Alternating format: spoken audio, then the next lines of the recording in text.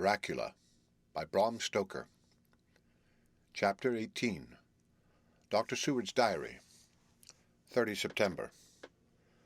I got home at 5 o'clock and found that Godalming and Morris had not only arrived, but had already studied the transcript of the various diaries and letters which Harker had not yet returned from his visit to the carrier's man of whom Dr. Hennessy had written to me. Mrs. Harker gave us a cup of tea, and I can honestly say that, for the first time since I have lived in it, this old house seemed like home. When we had finished, Mrs. Harker said, "Dr. Seward, may I ask a favour? I want to see your patient, Mr. Renfield. Do let me see him. What you have said of him in your diary interests me so much." She looked so appealing and so pretty that I could not refuse her, and there was no possible reason why I should, so I took her with me. When I went into the room, I told the man that a lady would like to see him, to which he simply answered, "Why?" "She is going through the house, and wants to see every one in it," I answered. "Oh, very well," he said. "Let her come in, by all means, but just wait a minute till I tidy up the place." His method of tidying was peculiar. He simply swallowed all the flies and spiders in the boxes before I could stop him. It was quite evident that he feared or was jealous of some interference. When he had got through his disgusting task, he said cheerfully, "Let the lady come in," and sat down on the edge of his bed with his head down, but with his eyelids raised so that he could see her as she entered. For a moment I thought that he might have some homicidal intent. I remembered how quiet he had been just before he attacked me in my own study, and I took care to stand where I could seize him at once if he attempted to make a spring at her. She came into the room with an easy gracefulness which would at once command the respect of any lunatic, for easiness is one of the qualities mad people most respect. She walked over to him, smiling pleasantly, and held out her hand. "Good evening, Mr. Renfield," said she. "You see, I know you, for Dr. Seward has told me of you." He made no immediate reply, but eyed her all over intently with a set frown on his face. This look gave way to one of wonder, which merged in doubt. Then, to my intense astonishment, he said, "You're not the girl the doctor wanted to marry, are you? You can't be, you know, for she's dead." Mrs. Harker smiled sweetly as she replied, "Oh, no. I have a husband of my own to whom I was married before I ever saw Dr. Seward, or he me. I am Mrs. Harker." "Then what are you doing here?" "My husband and I are staying on a visit with Dr. Seward." "Then don't stay." "But why not?" I thought that this style of conversation might not be pleasant to Mrs. Harker any more than it was to me, so I joined in. "How did you know I wanted to marry anyone?" His reply was simply contemptuous, given in a pause in which he turned his eyes from Mrs. Harker to me, instantly turning them back again. What an asinine question! "I don't see that at all, Mr. Renfield," said Mrs. Harker, at once championing me. He replied to her with as much courtesy and respect as he had shown contempt to me. "You will of course understand, Mrs. Harker, that when a man is so loved and honoured as our host is, everything regarding him is of interest in our little community. Dr. Seward is loved not only by his household and his friends, but even by his patients, who, being some of them hardly in mental equilibrium, are apt to distort causes and effects. Since I myself have been an inmate of a lunatic asylum, I cannot but notice that the sophistic tendencies of some of its inmates lean towards the errors of non causa and ignoratio elenchi." I positively opened my eyes at this new development. Here was my own pet lunatic, the most pronounced of his type that I had ever met with, talking elemental philosophy, and with the manner of a polished gentleman. I wonder if it was Mrs. Harker's presence which had touched some chord in his memory. If this new phase was spontaneous, or in any way due to her unconscious influence, she must have some rare gift or power. We continued to talk for some time, and seeing that he was seemingly quite reasonable, she ventured, looking at me questioningly as she began, to lead him to his favourite topic. I was again astonished, for he addressed himself to the question with the impartiality of the completest sanity. He even took himself as an example when he mentioned certain things. "Why, I myself am an instance of a man who had a strange belief. Indeed, it was no wonder that my friends were alarmed, and insisted on my being put under control. I used to fancy that life was a positive and perpetual entity, and that by consuming a multitude of live things, no matter how low in the scale of creation, one might indefinitely prolong life. At times I held the belief so strongly that I actually tried to take human life. The doctor here will bear me out that on one occasion I tried to kill him for the purpose of strengthening my vital powers by the assimilation with my own body of his life through the medium of his blood, relying, of course, upon the scriptural phrase, "For the blood is the life." Though, indeed, the vendor of a certain nostrum has vulgarized the truism to the very point of contempt. Isn't that true, Doctor? I nodded assent, for I was so amazed that I hardly knew what to either think or say. It was hard to imagine that I had seen him eat up his spiders and flies not 5 minutes before. Looking at my watch, I saw that I should go to the station to meet Van Helsing, so I told Mrs. Harker that it was time to leave.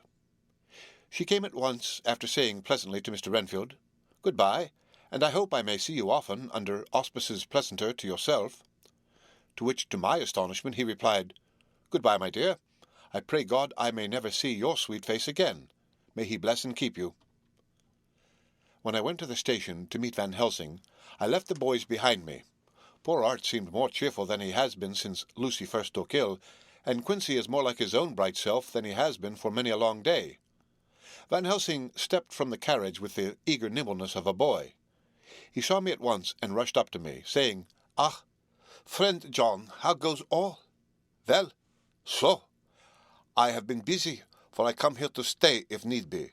All affairs are settled with me, and I have much to tell.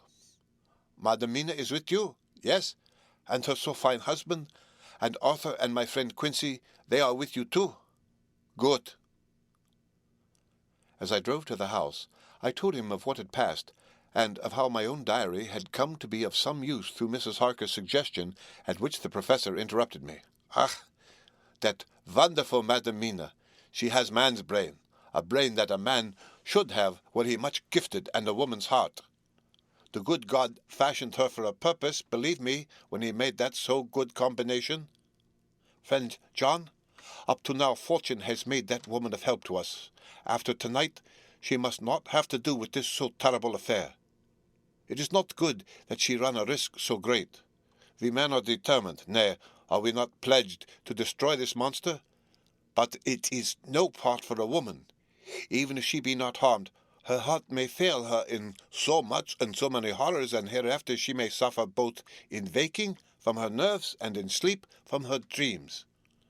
And besides, she is young woman, and not so long married. There may be other things to think of sometime, if not now. You tell me she has wrote all, then she must consult with us, but tomorrow she say goodbye to this work, and we go alone." I agreed heartily with him, and then I told him what we had found in his absence, that the house which Dracula had bought was the very next one to my own. He was amazed, and a great concern seemed to come on him. "Oh, that we had known it before," he said, "for then we might have reached him in time to save poor Lucy.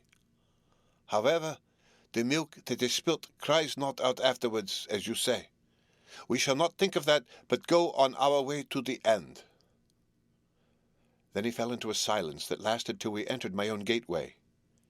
Before we went to prepare for dinner, he said to Mrs. Harker, "I am told, Madam Mina, by my friend John, that you and your husband have put up in exact order all things that have been up to this moment." "Not up to this moment, Professor," she said impulsively, "but up to this morning." "But why not up to now? We have seen hitherto how good light all the little things have made. We have told our secrets, and yet no one who has told is the worse for it." Mrs. Harker began to blush, and taking a paper from her pocket, she said, "Dr. Van Helsing, will you read this, and tell me if it must go in? It is my record of today. I too have seen the need of putting down at present everything, however trivial, but there is little in this except what is personal. Must it go in?" The professor read it over gravely, and handed it back, saying, "It need not go in if you do not wish it, but I pray that it may. It can but make your husband love you the more, and all of us, your friends, more honor you, as well as more esteem and love." She took it back, with another blush and a bright smile. And so now, up to this very hour, all the records we have are complete and in order. The professor took away one copy to study after dinner, and before our meeting, which is fixed for 9 o'clock. The rest of us have already read everything, so when we meet in the study, we shall all be informed as to facts, and can arrange our plan of battle with this terrible and mysterious enemy. Mina Harker's Journal, 30 September.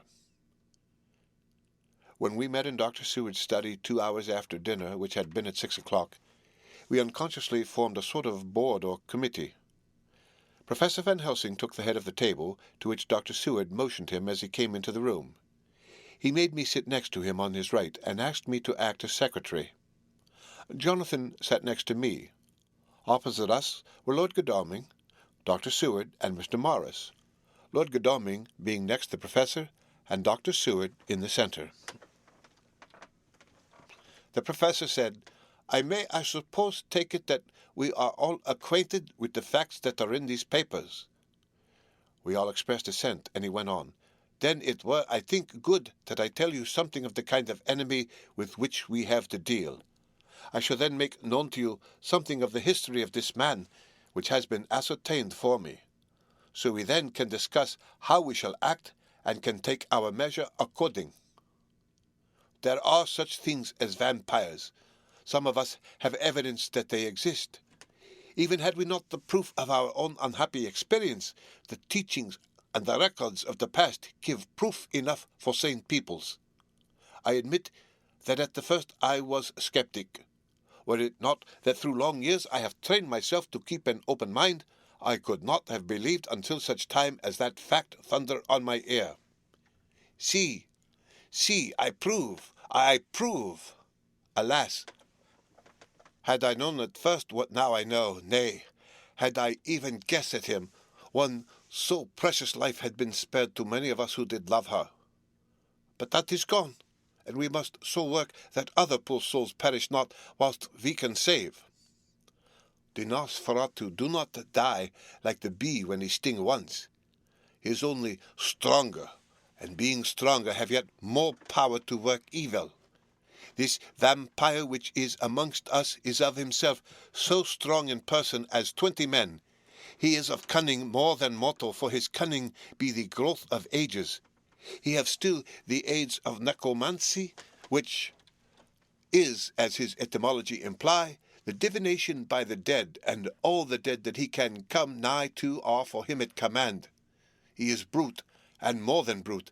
He is devil, in callous, and the heart of him is not. He can within his range direct the elements, the storm, the fog, the thunder. He can command all the meaner things, the rat and the owl and the bat, the moth and the fox and the wolf. He can grow and become small, and he can at times vanish and come unknown. How then are we to begin our strike to destroy him?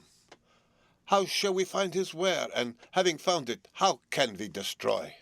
My friends, this is much. It is a terrible task that we undertake, and there may be consequence to make the brave shudder. For if we fail in this our fight, he must surely win, and then where end we?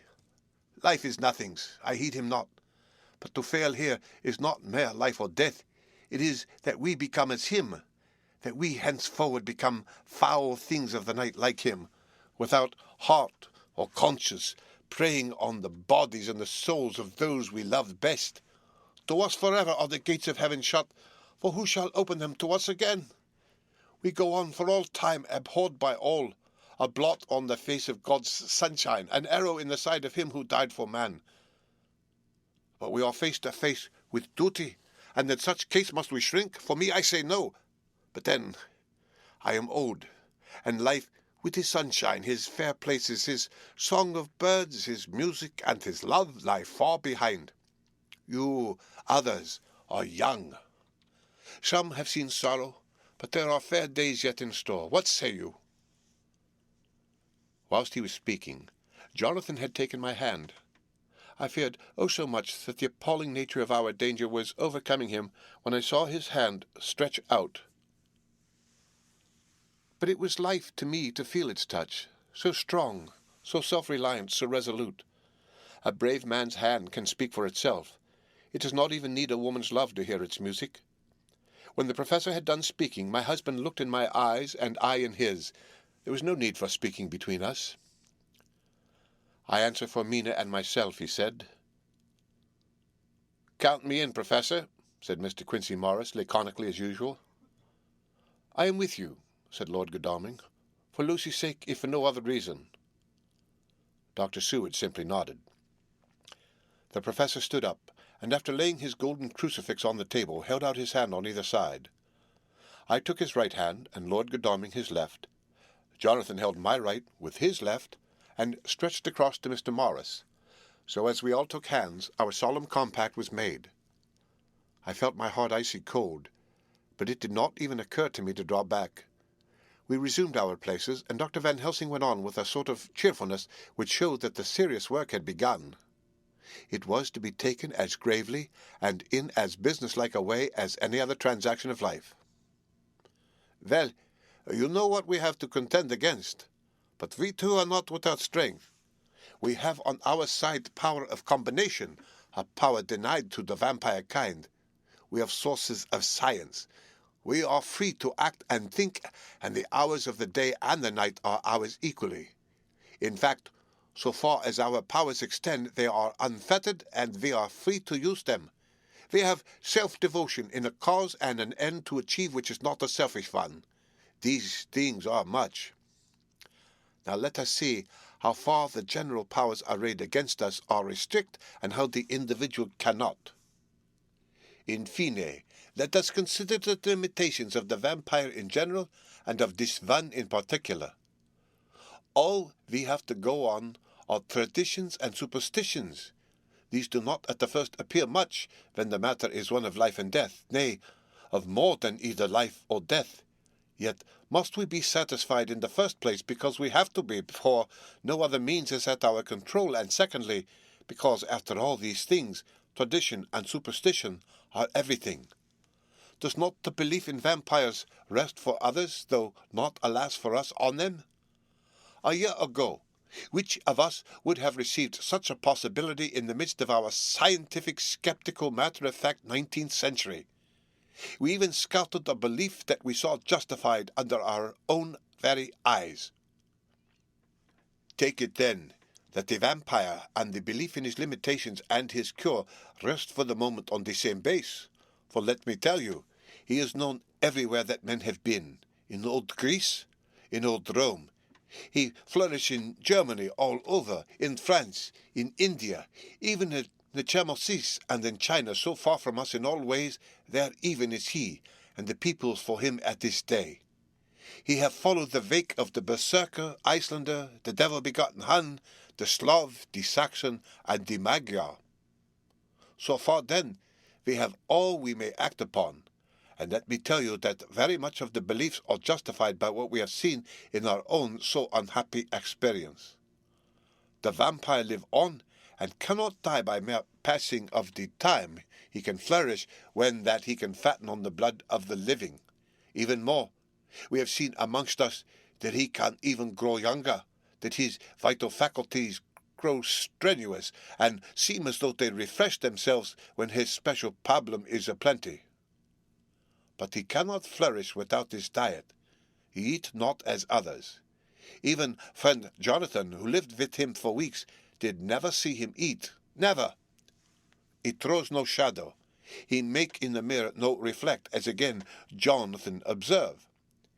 He has the strength of many of his hand, witness against Jonathan when he shut the door against the wolves, and when he help him from the diligence too. He can transform himself to wolf, as we gather from the ship arrival in Whitby, where he tear open the dog. He can be as bat as Madam Mina saw him on the window at Whitby, and as our friend John saw him fly from this so near house, and as my friend Quincy saw him at the window of Miss Lucy. He can come in mist, which he create. That noble ship's captain proved him of this.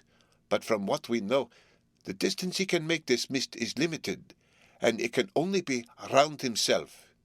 He come on moonlight rays as elemental dust, as again Jonathan saw those sisters in the castle of Dracula. He become so small, we ourselves saw Miss Lucy, ere she was at peace, slip through a hairbreadth space at the tomb door. He can, when once he find his way, come out from anything or into anything, no matter how close it be bound or even fused up with fire, solder you call it. He can see in the dark, no small power, this, in a world which is one half shut from the light. Ah, but hear me through. He can do all these things, yet he is not free. Nay, he is even more prisoner than the slave of the galley, than the madman in his cell. He cannot go where he lists. He who is not of nature has yet to obey some of nature's laws. Why, we know not. He may not enter anywhere at the first, unless there be some one of the household who bid him to come, though afterwards he can come as he please. His power ceases as does that of all evil things at the coming of the day. Only at certain times can he have limited freedom. If he not be at the place whither he is bound, he can only change himself at noon or at next sunrise or sunset. These things we are told, and in this record of ours we have proof by inference.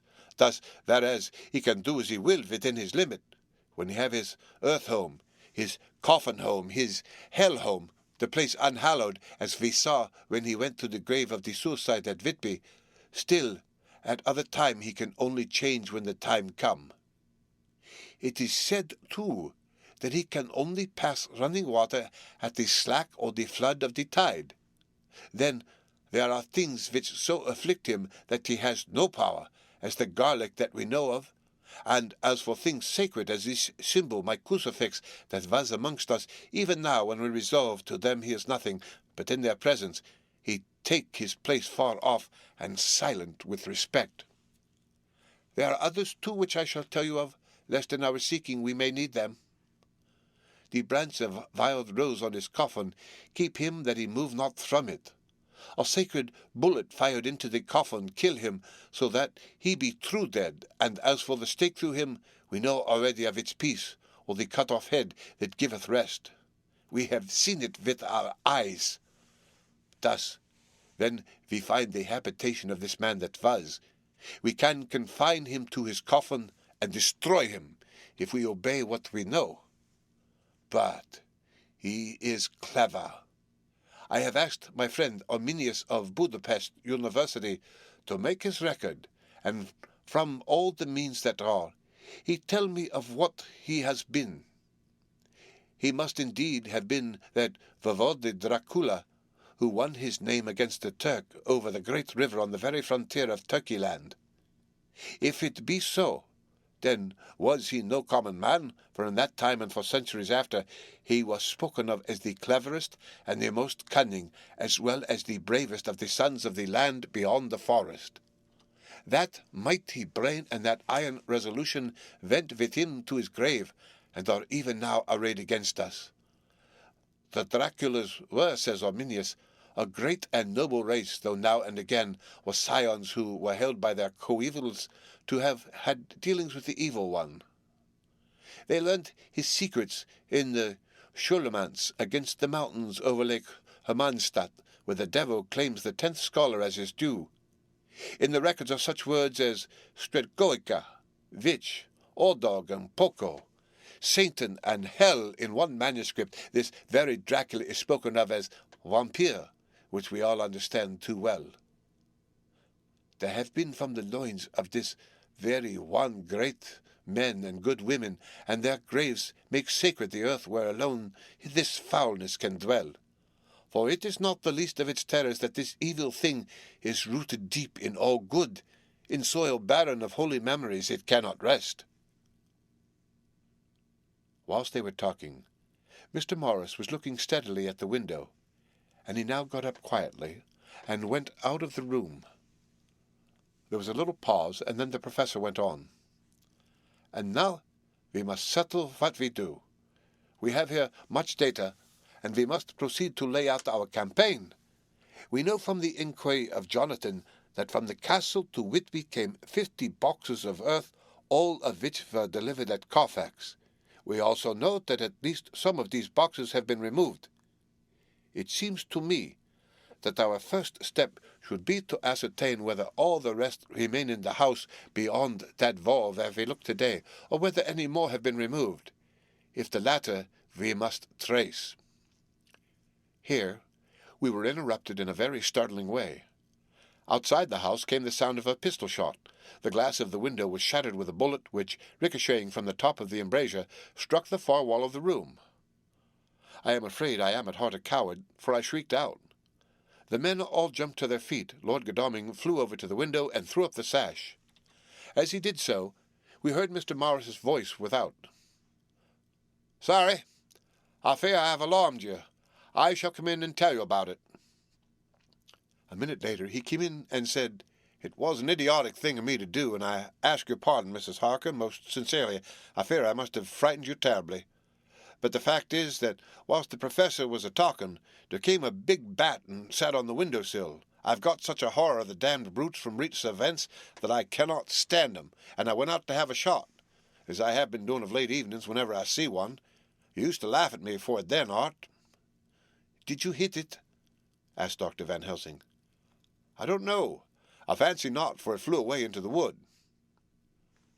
Without saying any more, he took his seat, and the Professor began to resume his statement.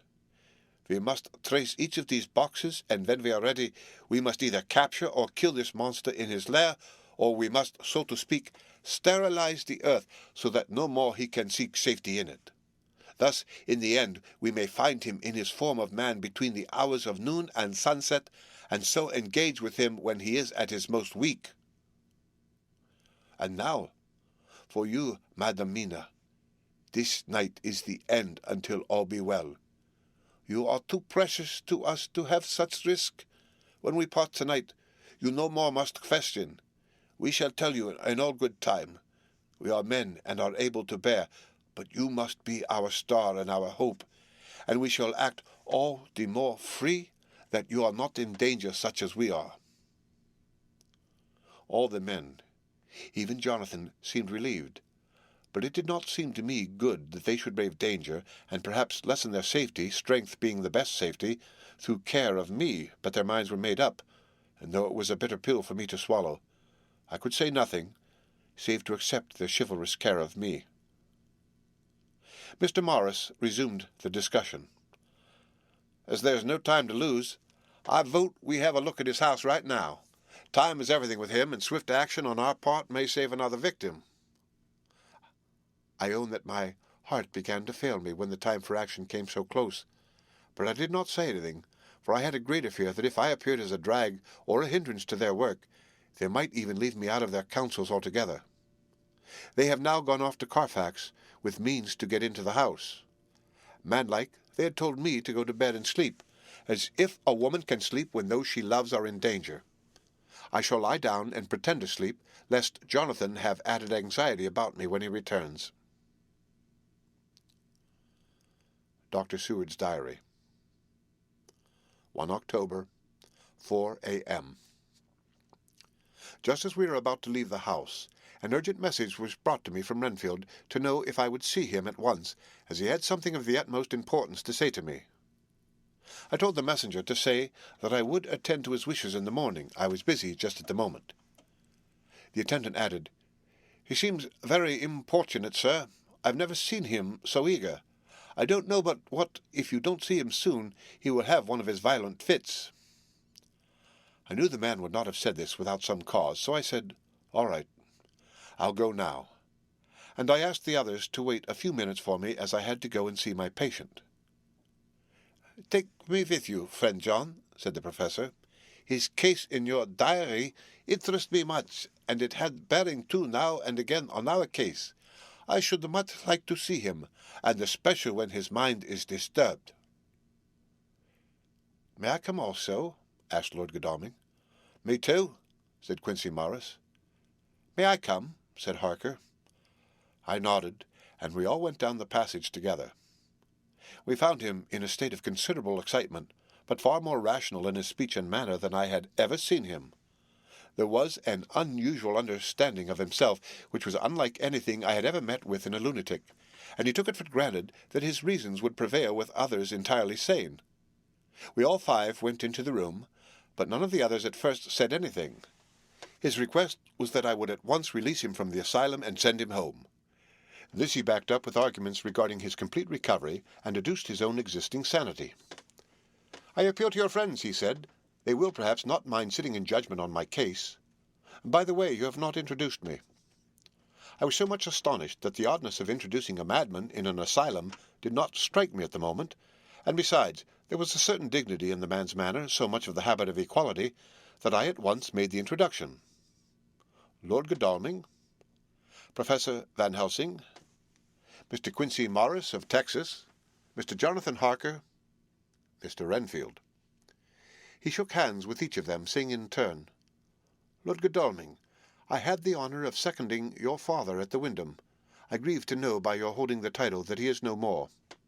He was a man loved and honoured by all who knew him, and in his youth was, I have heard, the inventor of a burnt rum punch, much patronized on Derby night. Mr. Morris, you should be proud of your great state. Its reception into the Union was a precedent which may have far-reaching effects hereafter when the Pole and the Tropics may hold alliance to the Stars and Stripes. The power of treaty may yet prove a vast engine of enlargement when the Monroe Doctrine takes its true place as a political fable. What shall any man say of his pleasure at meeting Van Helsing? Sir, I make no apology for dropping all forms of conventional prefix. When an individual has revolutionized therapeutics by his discovery of the continuous evolution of brain matter, conventional forms are unfitting, since they would seem to limit him to one of a class. You, gentlemen, who by nationality, by heredity, or by the possession of natural gifts, are fitted to hold your respective places in the moving world, I take to witness that I am as sane as at least the majority of men who are in full possession of their liberties.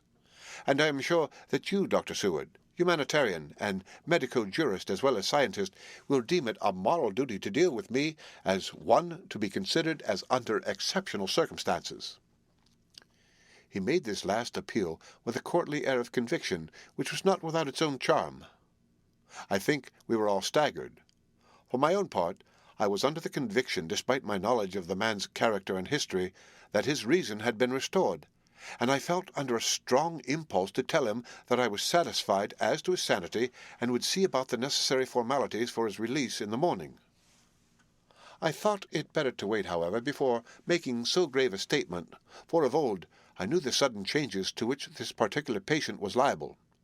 So I contented myself with making a general statement that he appeared to be improving very rapidly, that I would have a longer chat with him in the morning, and would then see what I could do in the direction of meeting his wishes. This did not at all satisfy him, for he said quickly, "But I fear, Dr. Seward, that you hardly apprehend my wish. I desire to go at once. Here, now, this very hour, this very moment, if I may. Time presses, and in our implied agreement with the old scytheman, it is of the essence of the contract. I am sure it is only necessary to put before so admirable a practitioner as Dr. Seward so simple yet so momentous a wish to ensure its fulfillment." He looked at me keenly, and seeing the negative in my face, turned to the others and scrutinized them closely. Not meeting any sufficient response, he went on, "Is it possible that I have erred in my supposition?" "You have," I said frankly, but at the same time, as I felt, brutally, there was a considerable pause, and then he said slowly, "Then I suppose I must only shift my ground of request. Let me ask for this concession, boon, privilege, what you will. I am content to implore in such a case, not on personal grounds, but for the sake of others. I am not at liberty to give you the whole of my reasons, but you may, I assure you, take it from me that they are good ones, sound and unselfish, and spring from the highest sense of duty.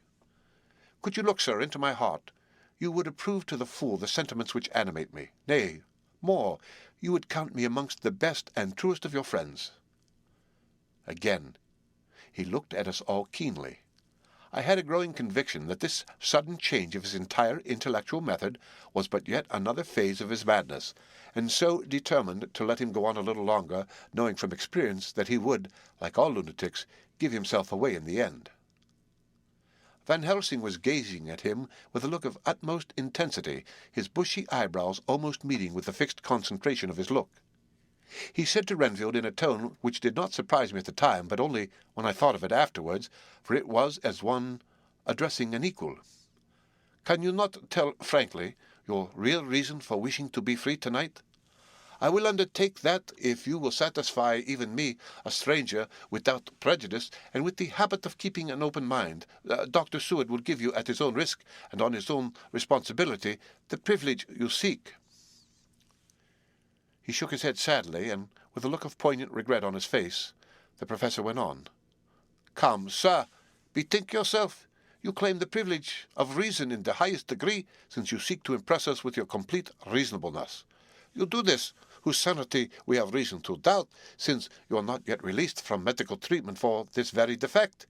If you will not help us in our effort to choose the wisest course, how can we perform the duty which you yourself put upon us? Be wise and help us, and if we can, we shall aid you to achieve your wish."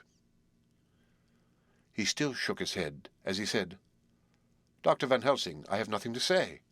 Your argument is complete, and if I were free to speak, I should not hesitate a moment. But I am not my own master in the matter. I can only ask you to trust me. If I am refused, the responsibility does not rest with me." I thought it was now time to end the scene, which was becoming too comically grave, so I went towards the door, simply saying, "Come, my friends, we have work to do. Good night." As, however, I got near the door, a new change came over the patient. He moved towards me so quickly that for the moment I feared that he was about to make another homicidal attack. My fears, however, were groundless, for he held up his two hands imploringly, and made his petition in a moving manner. As he saw that the very excess of his emotion was militating against him by restoring us more to our old relations, he became still more demonstrative. I glanced at Van Helsing, and saw my conviction reflected in his eyes, so I became a little more fixed in my manner, if not more stern, and motioned to him that his efforts were unavailing. I had previously seen something of the same constantly growing excitement in him when he had to make some request of which at the time he had thought much, such, for instance, as when he wanted a cat, and I was prepared to see the collapse into the same sullen acquiescence on this occasion.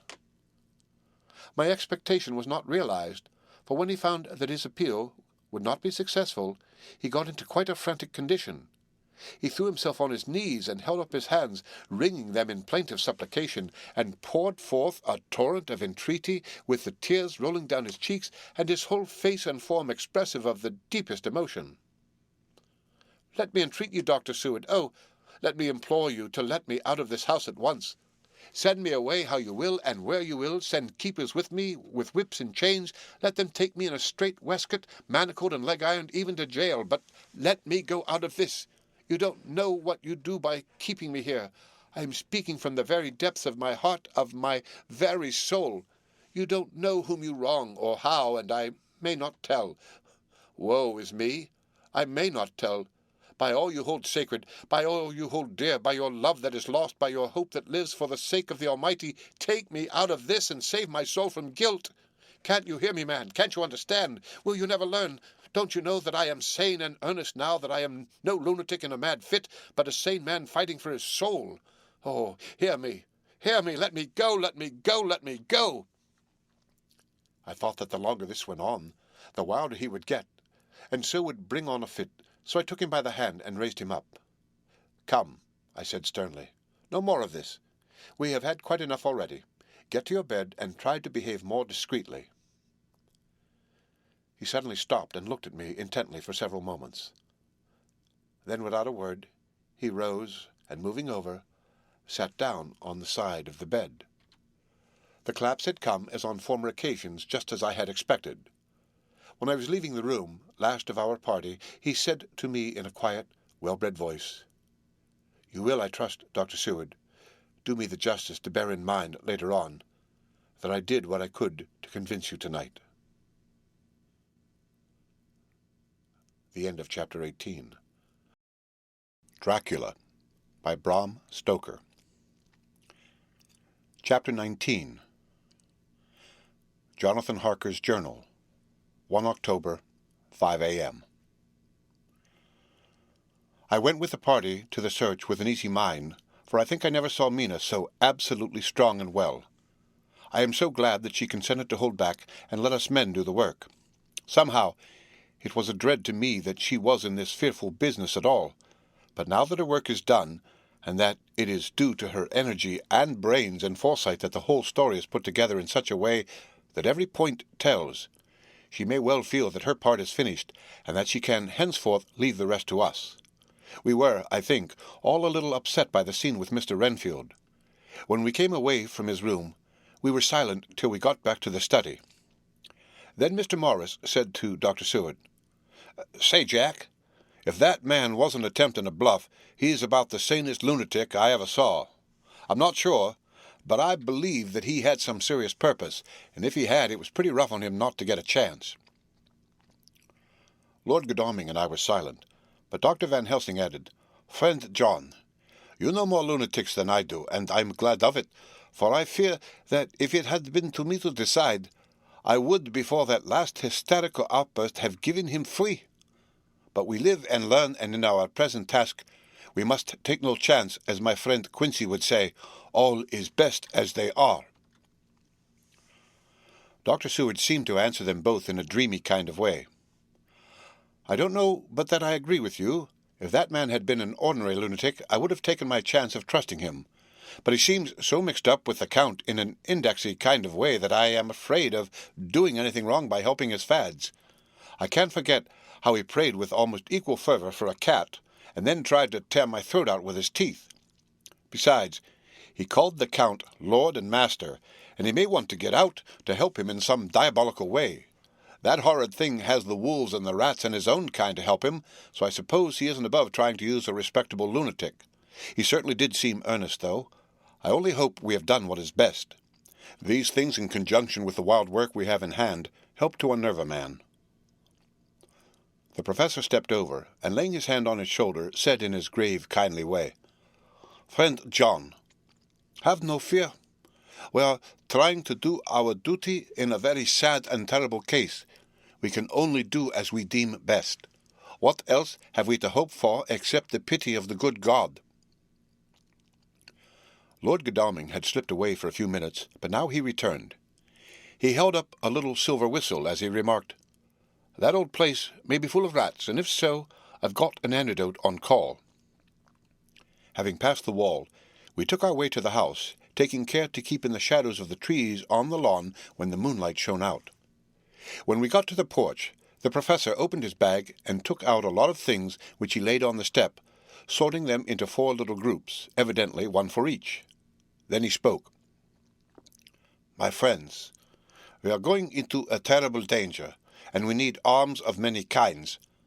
Our enemy is not merely spiritual.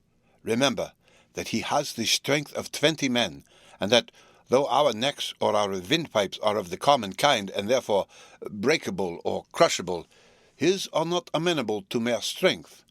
A stronger man or a body of men more strong in all than him can at certain times hold him, but they cannot hurt him as we can be hurt by him. We must therefore guard ourselves from his touch. Keep this near your heart." As he spoke, he lifted a little silver crucifix and held it out to me, I being nearest to him. "Put these flowers round your neck." Here he handed me a wreath of withered garlic blossoms. "For other enemies more mundane, this revolver and this knife, and for aid in all, these so small electric lamps which you can fasten to your breast, and for all and above all at the last this, which we must not desecrate needless." This was a portion of sacred wafer, which he put in an envelope and handed to me. Each of the others was similarly equipped. "Now," he said, "Friend John, where are the skeleton keys? If so that we can open the door, we need not break house by the window as before at Miss Lucy's." Dr. Seward tried 1 or 2 skeleton keys, his mechanical dexterity as a surgeon standing him in good stead. Presently he got one to suit. After a little playback and forward the bolt yielded, and with a rusty clang shot back. We pressed on the door. The rusty hinges creaked, and it slowly opened.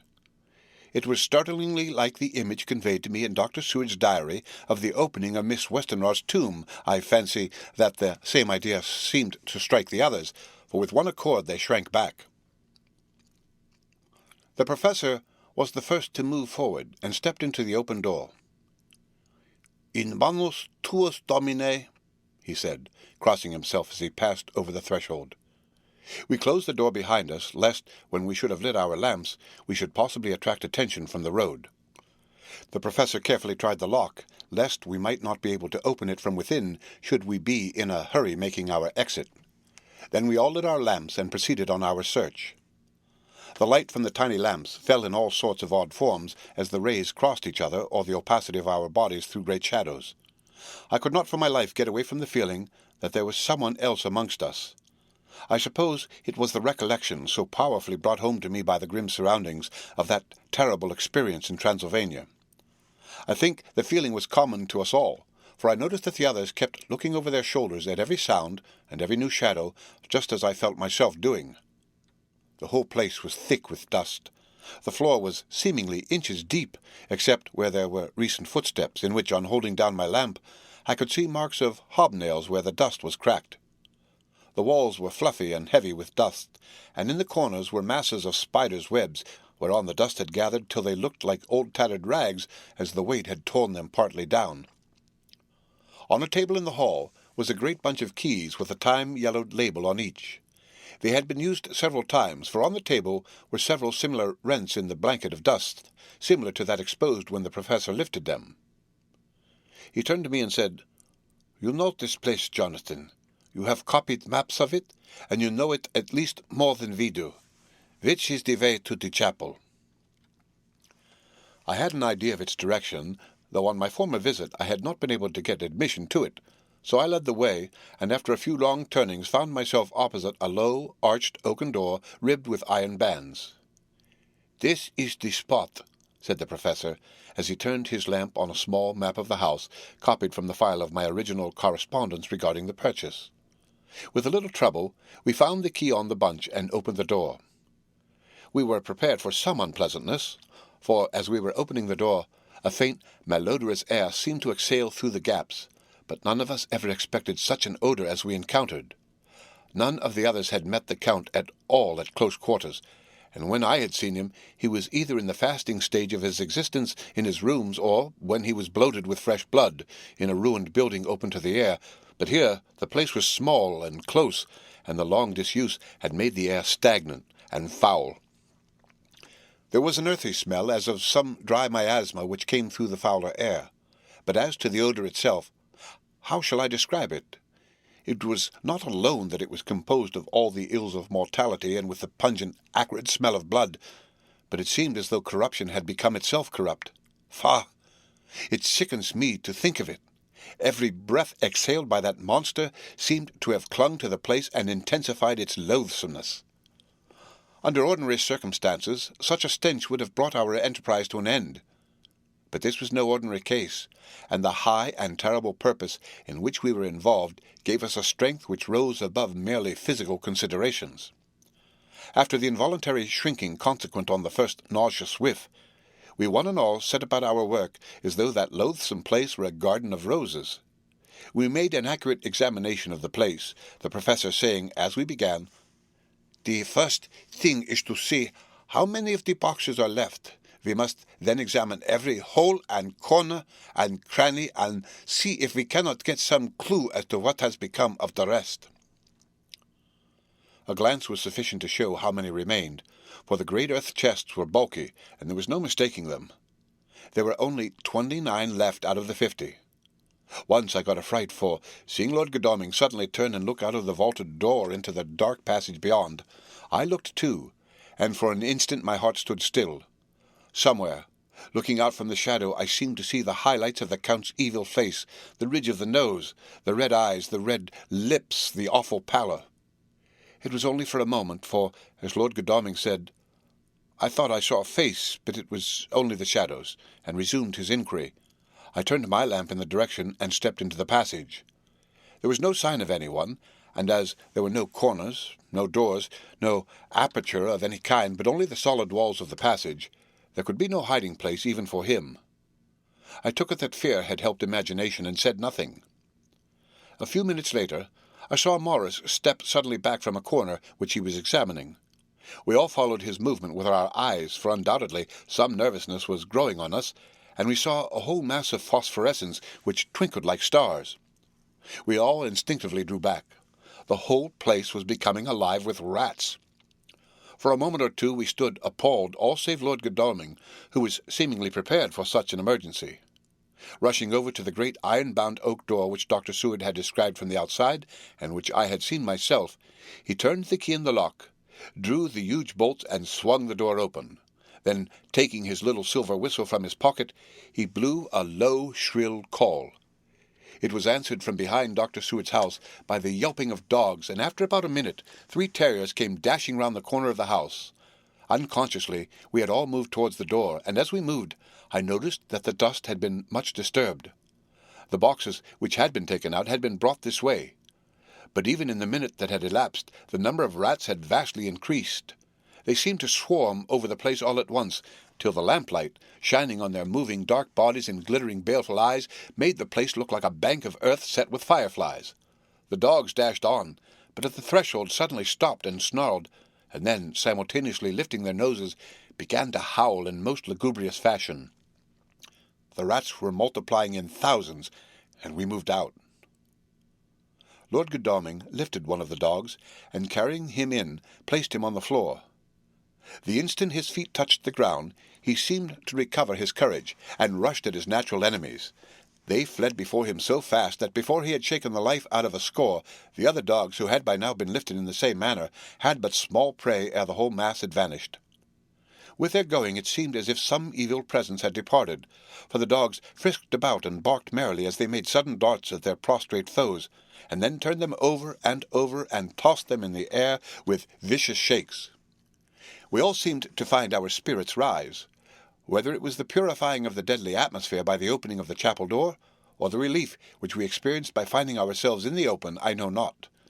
But most certainly the shadow of dread seemed to slip from us like a robe, and the occasion of our coming lost something of its grim significance, though we did not slacken a whit in our resolution. We closed the outer door, and barred and locked it, and bringing the dogs with us, began our search of the house. We found nothing throughout except dust in extraordinary proportions, and all untouched save for my own footsteps when I had made my first visit. Never once did the dogs exhibit any symptom of uneasiness, and even when we returned to the chapel, they frisked about as though they had been rabbit-hunting in a summer wood. The morning was quickening in the east when we emerged from the front. Dr. Van Helsing had taken the key of the hall door from the bunch, and locked the door in orthodox fashion, putting the key into his pocket when he had done. "So far," he said, "our night has been eminently successful. No harm has come to us such as I feared might be, and yet we have ascertained how many boxes are missing.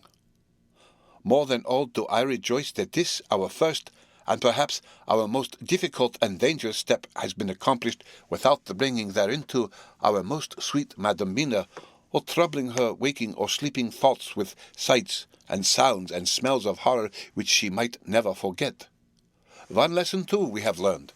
If it be allowable to argue a particulari, that the brute beasts which are to the Count's command are yet themselves not amenable to his spiritual power, for look, these rats that would come to his call, just as from his castle top he summons the wolves to your going, and to that poor mother's cry, though they come to him, they run pell-mell from the so little dogs of my friend Arthur. We have other matters before us, other dangers, other fears, and that monster. He has not used his power over the brute world for the only or the last time tonight. So be it that he has gone elsewhere. Good. It has given us opportunity to cry check in some ways in this chess game, which we play for the stake of human souls. And now, let us go home.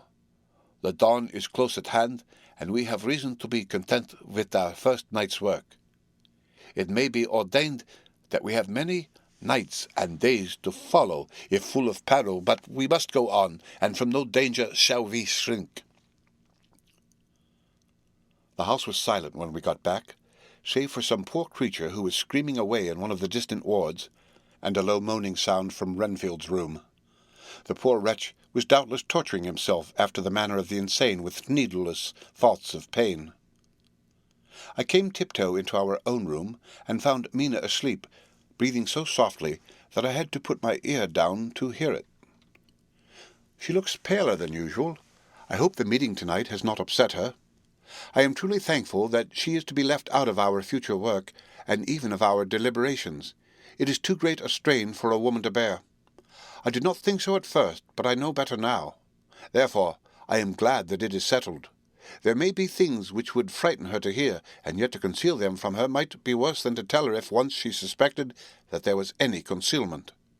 Henceforth, our work is to be a sealed book to her, till at least such time as we can tell her that all is finished, and the earth free from a monster of the nether-world. I dare say it will be difficult to begin to keep silence after such confidence as ours, but I must be resolute, and tomorrow I shall keep dark over tonight's doings, and shall refuse to speak of anything that has happened. I rest on the sofa so as not to disturb her. 1 October, later. I suppose it was natural that we should have all overslept ourselves, for the day was a busy one, and the night had no rest at all. Even Mina must have felt its exhaustion, for though I slept till the sun was high, I was awake before her, and had to call 2 or 3 times before she awoke. Indeed, she was so sound asleep that for a few seconds she did not recognize me, but looked at me with a sort of blank terror, as one looks who had been awakened out of a bad dream. She complained a little of being tired, and I let her rest till later in the day. We now know of 21 boxes having been removed, and if it be that several were taken in any of these removals, we may be able to trace them all. Such will, of course, immensely simplify our labour, and the sooner the matter is attended to, the better. I shall look up Thomas Snelling today. Dr. Seward's Diary, 1 October. It was towards noon when I was awakened by the Professor walking into my room. He was more jolly and cheerful than usual, and it is quite evident that last night's work has helped to take some of the brooding weight off his mind. After going over the adventure of the night, he suddenly said, "Your patient interests me much. May it be that with you I visit him this morning? Or, if that you are to occupy, I can go alone if it may be.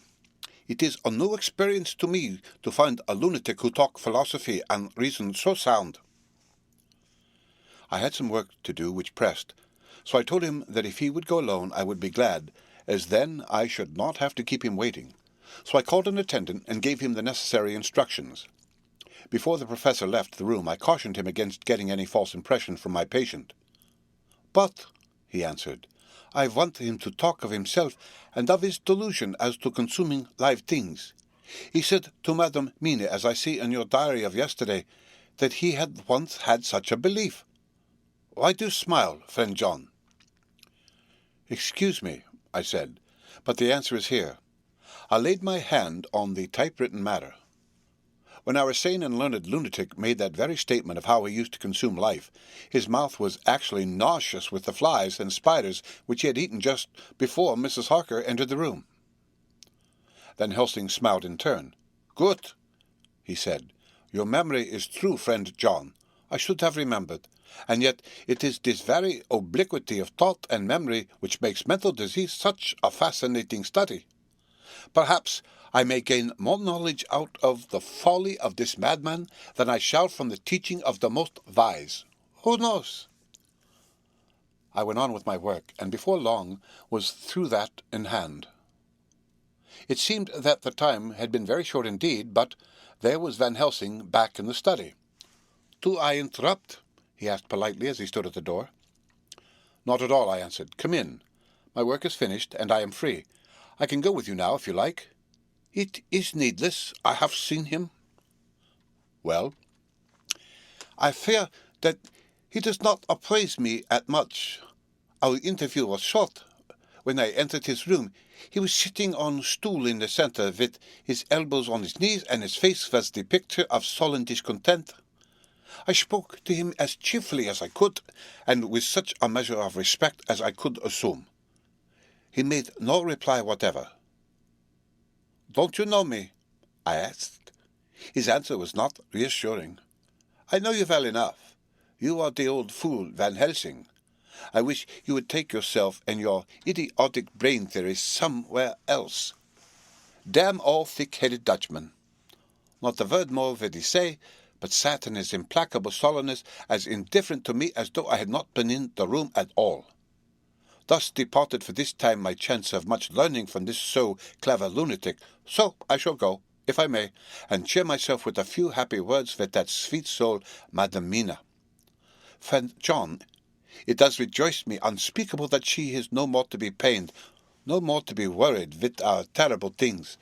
Though we shall much miss her help, it is better so.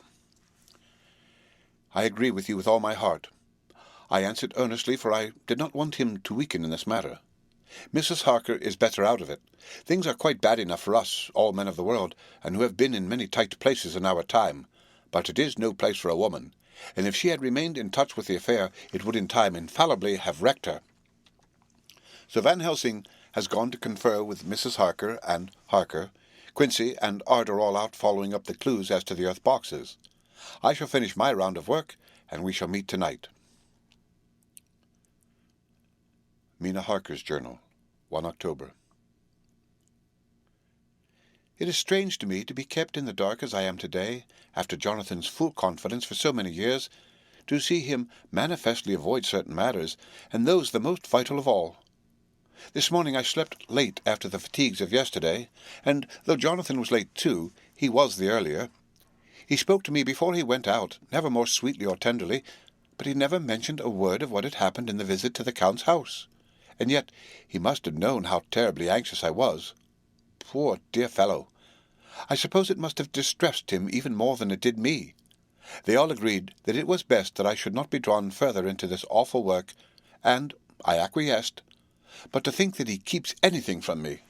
And now I am crying like a silly fool when I know it comes from my husband's great love, and from the good wishes of those other strong men. That has done me good. Well, some day Jonathan will tell me all, and lest it should ever be that he should think for a moment that I kept anything from him, I still keep my journal as usual. Then if he has feared of my trust, I shall show it to him with every thought of my heart put down for his dear eyes to read. I feel strangely sad and low-spirited today. I suppose it is the reaction from the terrible excitement. Last night I went to bed when the men had gone simply because they told me to. I didn't feel sleepy, and I did feel full of devouring anxiety. I kept thinking over everything that has been ever since Jonathan came to see me in London, and it all seems like a horrible tragedy, with fate pressing on relentlessly to some destined end. Everything that one does seems, no matter how right it may be, to bring on the very thing which is most to be deplored. If I hadn't gone to Whitby, perhaps poor dear Lucy would be with us now. If she hadn't taken to visiting the churchyard till I came, and if she hadn't come there in the daytime with me, she wouldn't have walked in her sleep. And if she hadn't gone there at night and asleep, that monster couldn't have destroyed her as he did. Oh, why did I ever go to Whitby? There, now, crying again. I wonder what has come over me today. I must hide it from Jonathan, for if he knew that I had been crying twice in one morning, I, who never cried on my own account, and whom he has never caused to shed a tear, the dear fellow would fret his heart out. I shall put a bold face on, and if I do feel weepy, he shall never see it. I suppose it is just one of the lessons that we poor women have to learn. I can't quite remember how I fell asleep last night. I remember hearing the sudden barking of the dogs and a lot of queer sounds, like praying on a very tumultuous scale, from Mr. Renfield's room, which is somewhere under this. And then there was silence over everything, silence so profound that it startled me, and I got up and looked out of the window. All was dark and silent, the black shadows thrown by the moonlight seeming full of a silent mystery of their own. Not a thing seemed to be stirring, but all to be grim and fixed as death or fate, so that a thin streak of white mist that crept with almost imperceptible slowness across the grass toward the house seemed to have a sentience and a vitality of its own.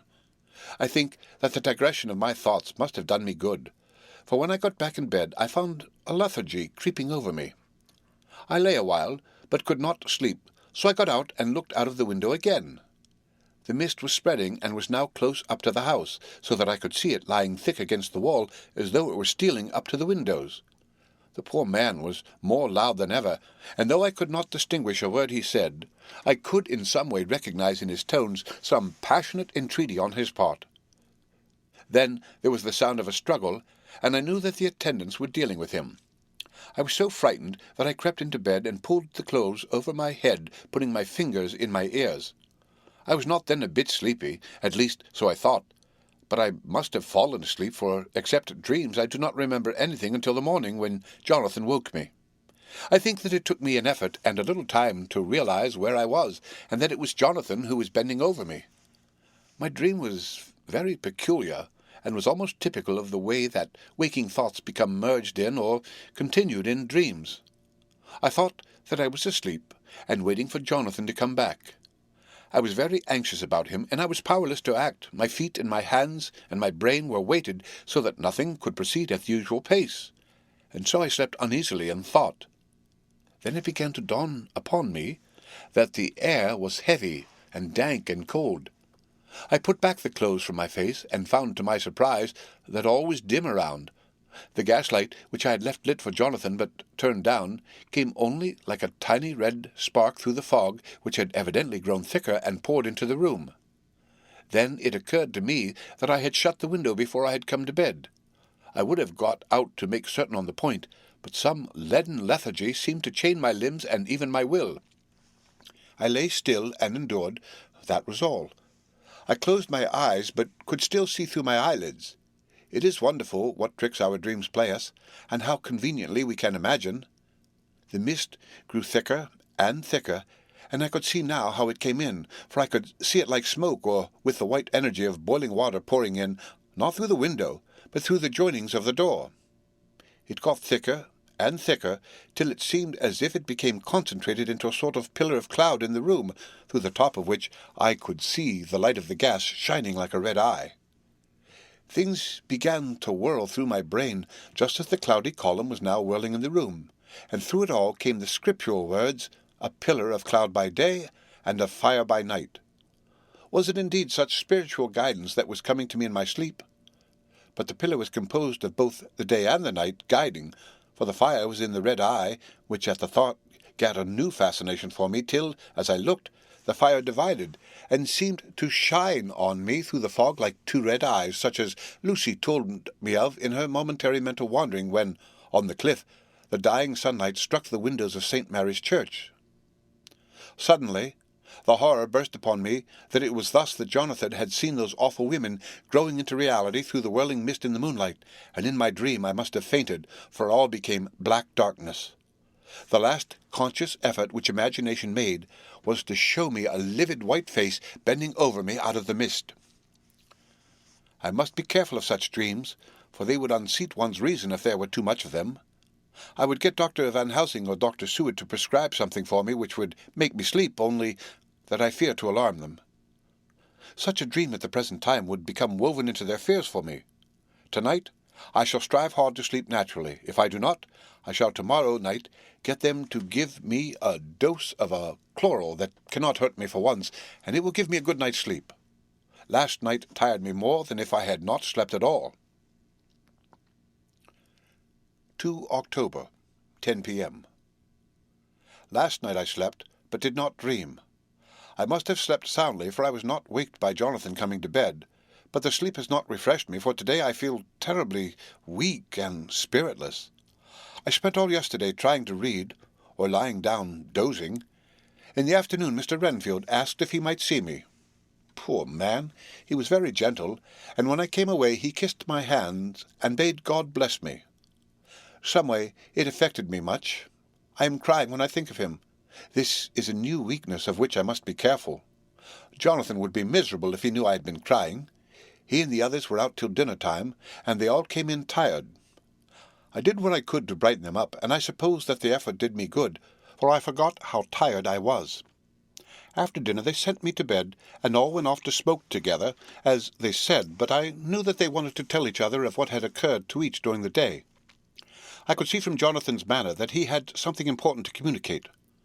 I was not so sleepy as I should have been, so before they went, I asked Dr. Seward to give me a little opiate of some kind, as I had not slept well the night before.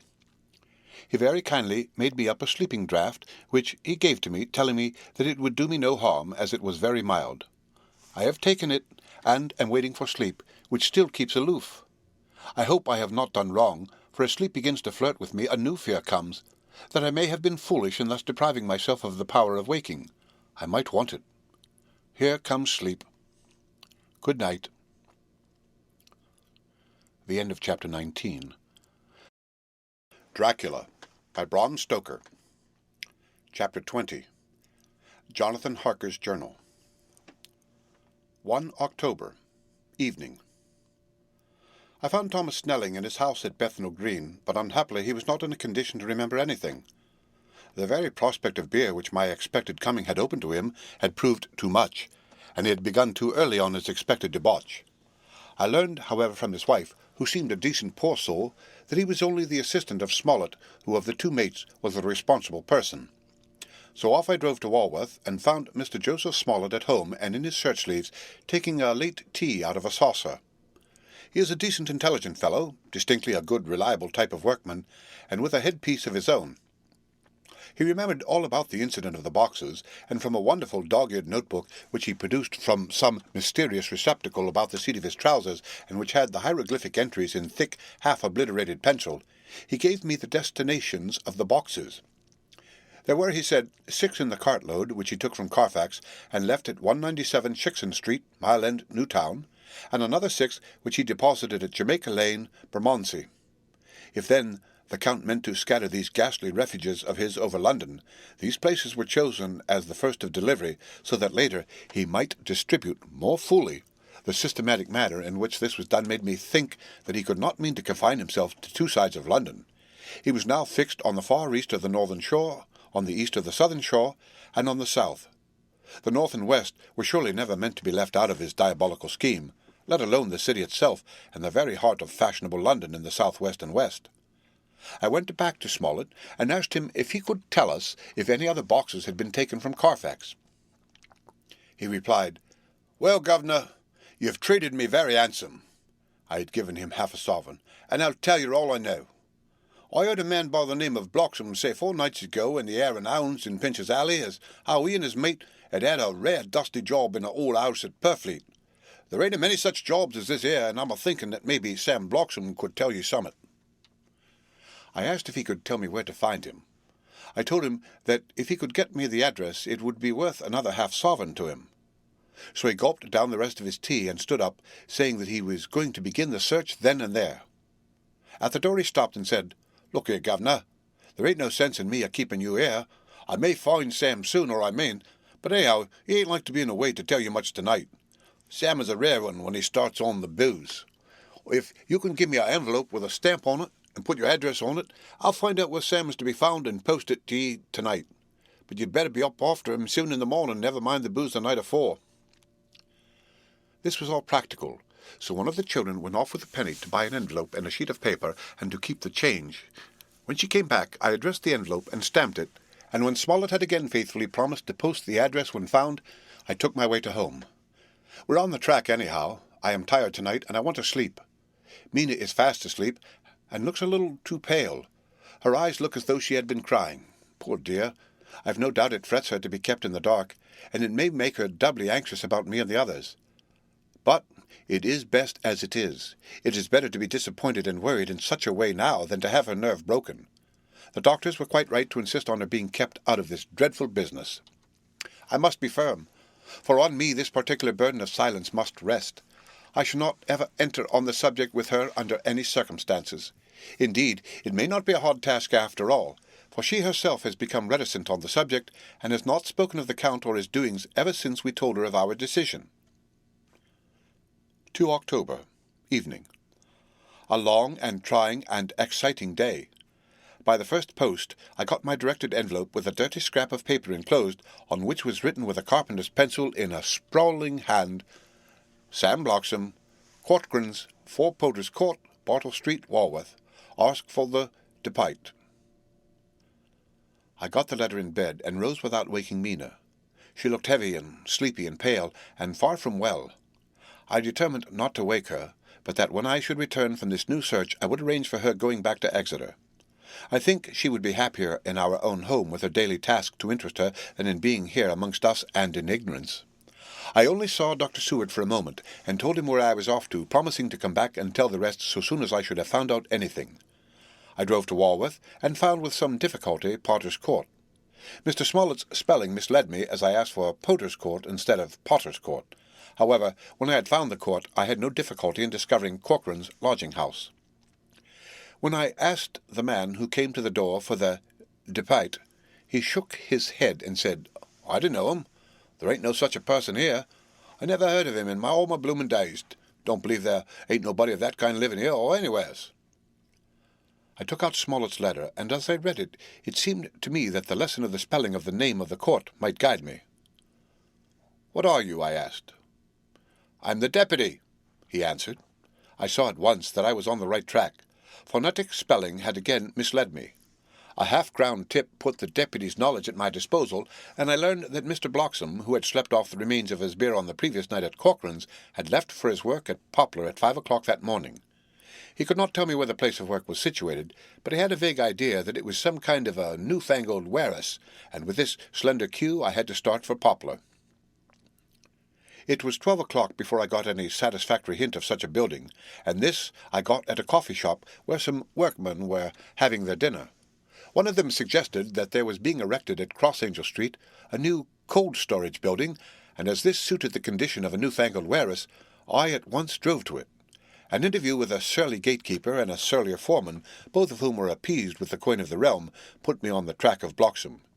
He was sent for on my suggestion that I was willing to pay his day's wages to his foreman for the privilege of asking him a few questions on a private matter. He was a smart enough fellow, though rough of speech and bearing.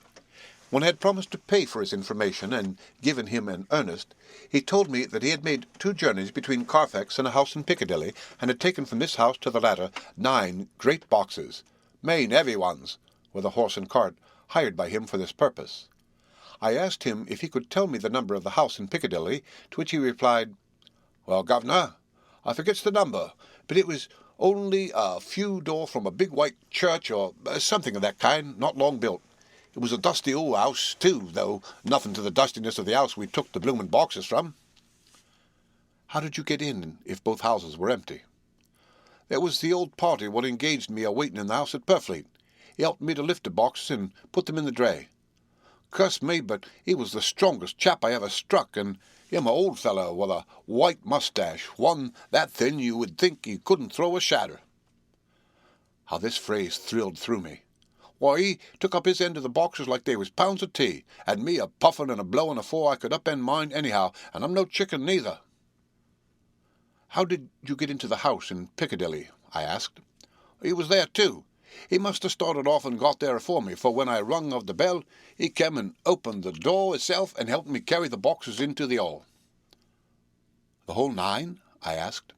"Yups. There was 5 in the first load and 4 in the second. It was main dry work, and I don't so well remember how I got home." I interrupted him. "Were the boxes left in the hall?" "Yes. It was a big hall, and there was nothing else in it." I made one more attempt to further matters. "You didn't have a key?" "Never used no key, nor nothing. The old gent he opened the door hisself, and shut it again when I druv off. I don't remember the last time, but that was the beer." "And you can't remember the number of the house?" "No, sir. But you needn't have no difficulty about that. It's a high un with a stone front with a bow on it, and high steps up to the door. I know them steps, having had to carry the boxes up with 3 loafers what come round to earn a copper. The old gent give them shillings, and they, seeing they got so much, they wanted more. But he took one of 'em by the shoulder and was like to throw him down the steps till the lot of 'em went away a-cussin'." I thought that with this description I could find the house, so having paid my friend for his information, I started off for Piccadilly. I had gained a new, painful experience. The Count could, it was evident, handle the earth boxes himself. If so, time was precious, for now that he had achieved a certain amount of distribution, he could, by choosing his own time, complete the task unobserved. At Piccadilly Circus, I discharged my cab and walked westward. Beyond the Junior Constitutional, I came across the house described, and was satisfied that this was the next of the lairs arranged by Dracula. The house looked as though it had been long untenanted. The windows were encrusted with dust, and the shutters were up. All the framework was black with time, and from the iron the paint had mostly scaled away. It was evident that up to lately there had been a large notice board in front of the balcony. It had, however, been roughly torn away, the uprights which had supported it still remaining. Behind the rails of the balcony, I saw there were some loose boards whose raw edges looked white. I would have given a good deal to have been able to see the notice board intact, as it would perhaps have given some clue to the ownership of the house. I remembered my experience of the investigation and purchase of Carfax, and I could not but feel that if I could find the former owner, there might be some means discovered of gaining access to the house. There was at present nothing to be learned from the Piccadilly side, and nothing could be done, so I went round to the back to see if anything could be gathered from this quarter. The mews were active, the Piccadilly houses being mostly in occupation. I asked one or two of the grooms and helpers whom I saw around if they could tell me anything about the empty house. One of them said he heard it had been lately taken, but he couldn't say from whom.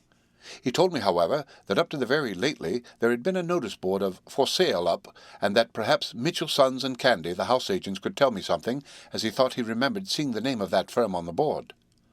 I did not wish to seem too eager, or to let my informant know or guess too much, so thanking him in the usual manner, I strolled away.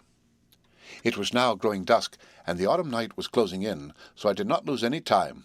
Having learned the address of Mitchell, Sons and Candy from a directory at the Berkeley, I was soon at their office in Sackville Street. The gentleman who saw me was perfectly suave in manner, but uncommunicative in equal proportion. Having once told me that the Piccadilly house which throughout our interview he called a mansion was sold, he considered my business as concluded. When I asked who had purchased it, he opened his eyes a thought wider, and paused a few seconds before replying, "It is sold, sir." "Pardon me," I said with equal politeness, "but I have a special reason for wishing to know who purchased it." Again he paused longer, and raised his eyebrows still more. "It is sold, sir," was again his laconic reply. "Surely," I said, "you do not mind letting me know so much?" "But I do mind," he answered. "The affairs of their clients are absolutely safe in the hands of Mitchell, Sons and Candy."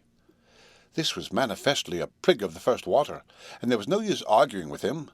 I thought I had best meet him on his own ground, so I said, "Your clients, sir, are happy in having so resolute a guardian of their confidence. I am myself a professional man." Here I handed him my card. In this instance I am not prompted by curiosity. I act on the part of Lord Godalming, who wishes to know something of the property which was, he understood, lately for sale. These words put a different complexion on affairs. He said, "I would like to oblige you if I could, Mr. Harker, and especially would I like to oblige his lordship. We once carried out a small matter of renting some chambers for him when he was the Honourable Arthur Holmwood. If you will let me have his lordship's address, I will consult the house on the subject, and will, in any case, communicate with his lordship by tonight's post. It will be a pleasure if we can so far deviate from our rules as to give the required information to his lordship." I wanted to secure a friend, and not to make an enemy, so I thanked him, gave the address of Dr. Seward's, and came away. It was now dark, and I was tired and hungry. I got a cup of tea at the Aerated Bread Company, and came down to Purfleet by the next train. I found all the others at home. Mina was looking tired and pale, but she made a gallant effort to be bright and cheerful. It wrung my heart to think that I had had to keep anything from her, and so caused her inquietude. Thank God this will be the last night of her looking on at our conferences, and feeling the sting of our not showing our confidence. It took all my courage to hold to the wise resolution of keeping her out of our grim task. She seems somehow more reconciled, or else the very subject seems to have become repugnant to her, for when any accidental allusion is made she actually shudders. I am glad we made our resolution in time, as with such a feeling as this, our growing knowledge would be torture to her. I could not tell the others of the day's discovery till we were alone, so after dinner, followed by a little music to save appearances even amongst ourselves, I took Mina to her room, and left her to go to bed. The dear girl was more affectionate with me than ever, and clung to me as though she would detain me, but there was much to be talked of, and I came away. Thank God the ceasing of telling things has made no difference between us. When I came down again, I found the others all gathered round the fire in the study. In the train I had written my diary so far, and simply read it off to them as the best means of letting them get abreast of my own information. When I had finished, Van Helsing said, "This has been a great day's work, friend Jonathan. Doubtless we are on the track of the missing boxes. If we find them all in that house, then our work is near the end. But if there be some missing, we must search until we find them. Then shall we make our final coup and hunt Threat to his real death." We all sat silent a while, and all at once Mr. Morris spoke. "Say, how are we going to get into that house?" "We got into the other," answered Lord Godalming quickly. "But, Art, this is different. We broke house at Carfax, but we had night and a walled park to protect us. It will be a mighty different thing to commit burglary in Piccadilly either by day or night. I confess I don't see how we are going to get in unless that agency duck can find us a key of some sort." Lord Godalming's brows contracted, and he stood up and walked about the room. By and by he stopped and said, turning from one to another of us, "Quincy's head is level. This burglary business is getting serious. We got off once all right, but we have now a rare job on hand unless we can find the Count's key-basket." As nothing could well be done before morning, and as it would be at least advisable to wait until Lord Godalming should hear from Mitchell's, we decided not to take any active step before breakfast time. For a good while we sat and smoked, discussing the matter in its various lights and bearings. I took the opportunity of bringing this diary right up to the moment. I am very sleepy, and shall go to bed. Just a line. Mina sleeps soundly, and her breathing is regular. Her forehead is puckered up into little wrinkles, as though she thinks even in her sleep. She is still too pale, but does not look so haggard as she did this morning.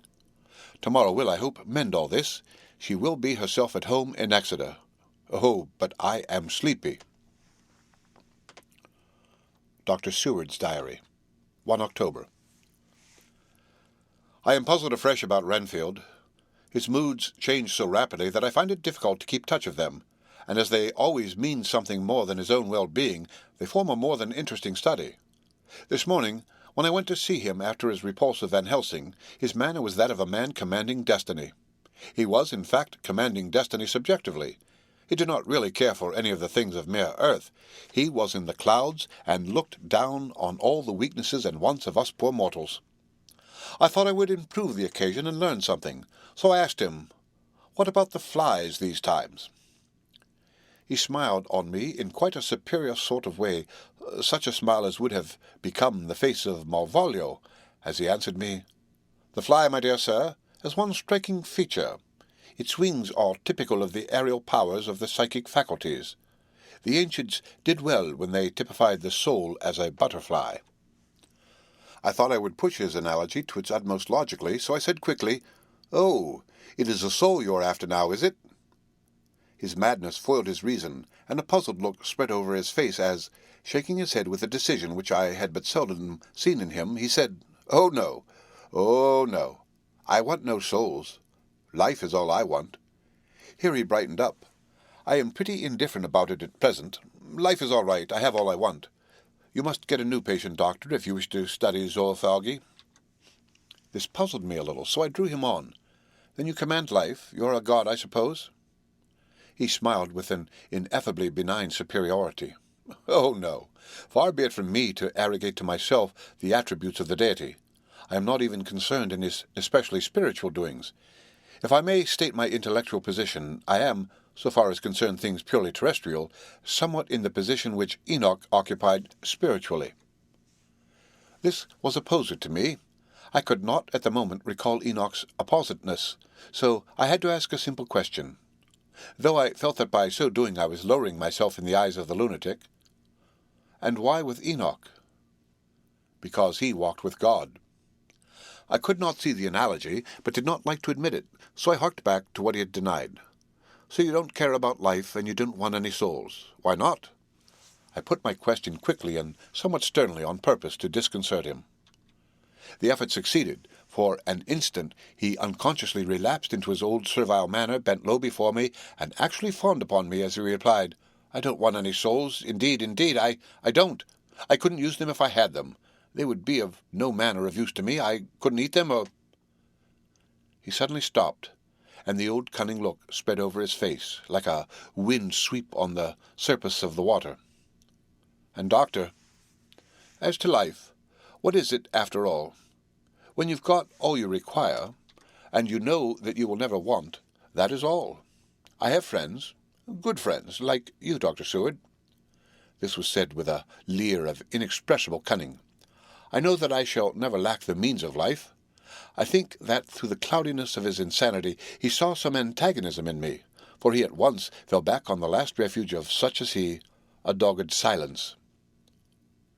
After a short time I saw that for the present it was useless to speak to him.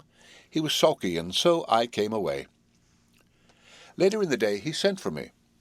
Ordinarily I would not have come without special reason, but just at present I am so interested in him that I would gladly make an effort. Besides, I am glad to have anything to help me pass the time. Harker is out, following up clues, and so are Lord Godalming and Quincy. Van Helsing sits in my study poring over the record prepared by the Harkers. He seems to think that by accurate knowledge of all details he will light up on some clue. He does not wish to be disturbed in the work without cause. I would have taken him with me to see the patient, only I thought that after his last repulse he might not care to go again. There was also another reason. Renfield might not speak so freely before a third person as when he and I were alone. I found him sitting in the middle of the floor on his stool, a pose which is generally indicative of some mental energy on his part. When I came in, he said at once, as though the question had been waiting on his lips, "What about souls?" It was evident then that my surmise had been correct. Unconscious cerebration was doing its work, even with the lunatic. I determined to have the matter out. "What about them yourself?" I asked. He did not reply for a moment, but looked all around him and up and down, as though he expected to find some inspiration for an answer. "I don't want any souls," he said in a feeble, apologetic way. The matter seemed preying on his mind, and so I determined to use it, to be cruel only to be kind. So I said, "You like life, and you want life?" "Oh, yes. But that is all right. You needn't worry about that." "But," I asked, "how are we to get the life without getting the soul also?" This seemed to puzzle him, so I followed it up. "A nice time you'll have some time when you're flying out here with the soul of thousands of flies and spiders and birds and cats buzzing and twittering and moaning all around you. You've got their lives, you know, and you must put up with their souls." Something seemed to affect his imagination, for he put his fingers into his ears and shut his eyes, screwing them up tightly just as a small boy does when his face is being soaped. There was something pathetic in it that touched me. It also gave me a lesson, for it seemed that before me was a child, only a child, though the features were worn and the stubble on the jaws was white. It was evident that he was undergoing some process of mental disturbance, and knowing how his past moods had interpreted things seemingly foreign to himself, I thought I would enter into his mind as well as I could and go with him. The first step was to restore confidence, so I asked him, speaking pretty loud so that he would hear me through his closed ears, "Would you like some sugar to get your flies around again?" He seemed to wake up all at once and shook his head. With a laugh, he replied, "Not much. Flies are poor things, after all." After a pause, he added, "But I don't want their souls buzzing round me all the same." "Or spiders?" I went on. "Blow spiders. What's the use of spiders? There isn't anything in them to eat or—" He stopped suddenly, as though reminded of a forbidden topic. So, I thought to myself, this is the second time he has suddenly stopped at the word drink. What does it mean? Renfield seemed himself aware of having made a lapse, for he hurried on as though to distract my attention from it. "I don't take any stock at all in such matters. Rats and mice and such small deer, as Shakespeare has it, chicken feet of the larder, they might be called. I'm past all that sort of nonsense. You might as well ask a man to eat molecules with a pair of chopsticks as to try to interest me about the lesser carnivora when I know of what is before me." "I see," I said. "You want big things that you can make your teeth meet in? How would you like to breakfast on an elephant?"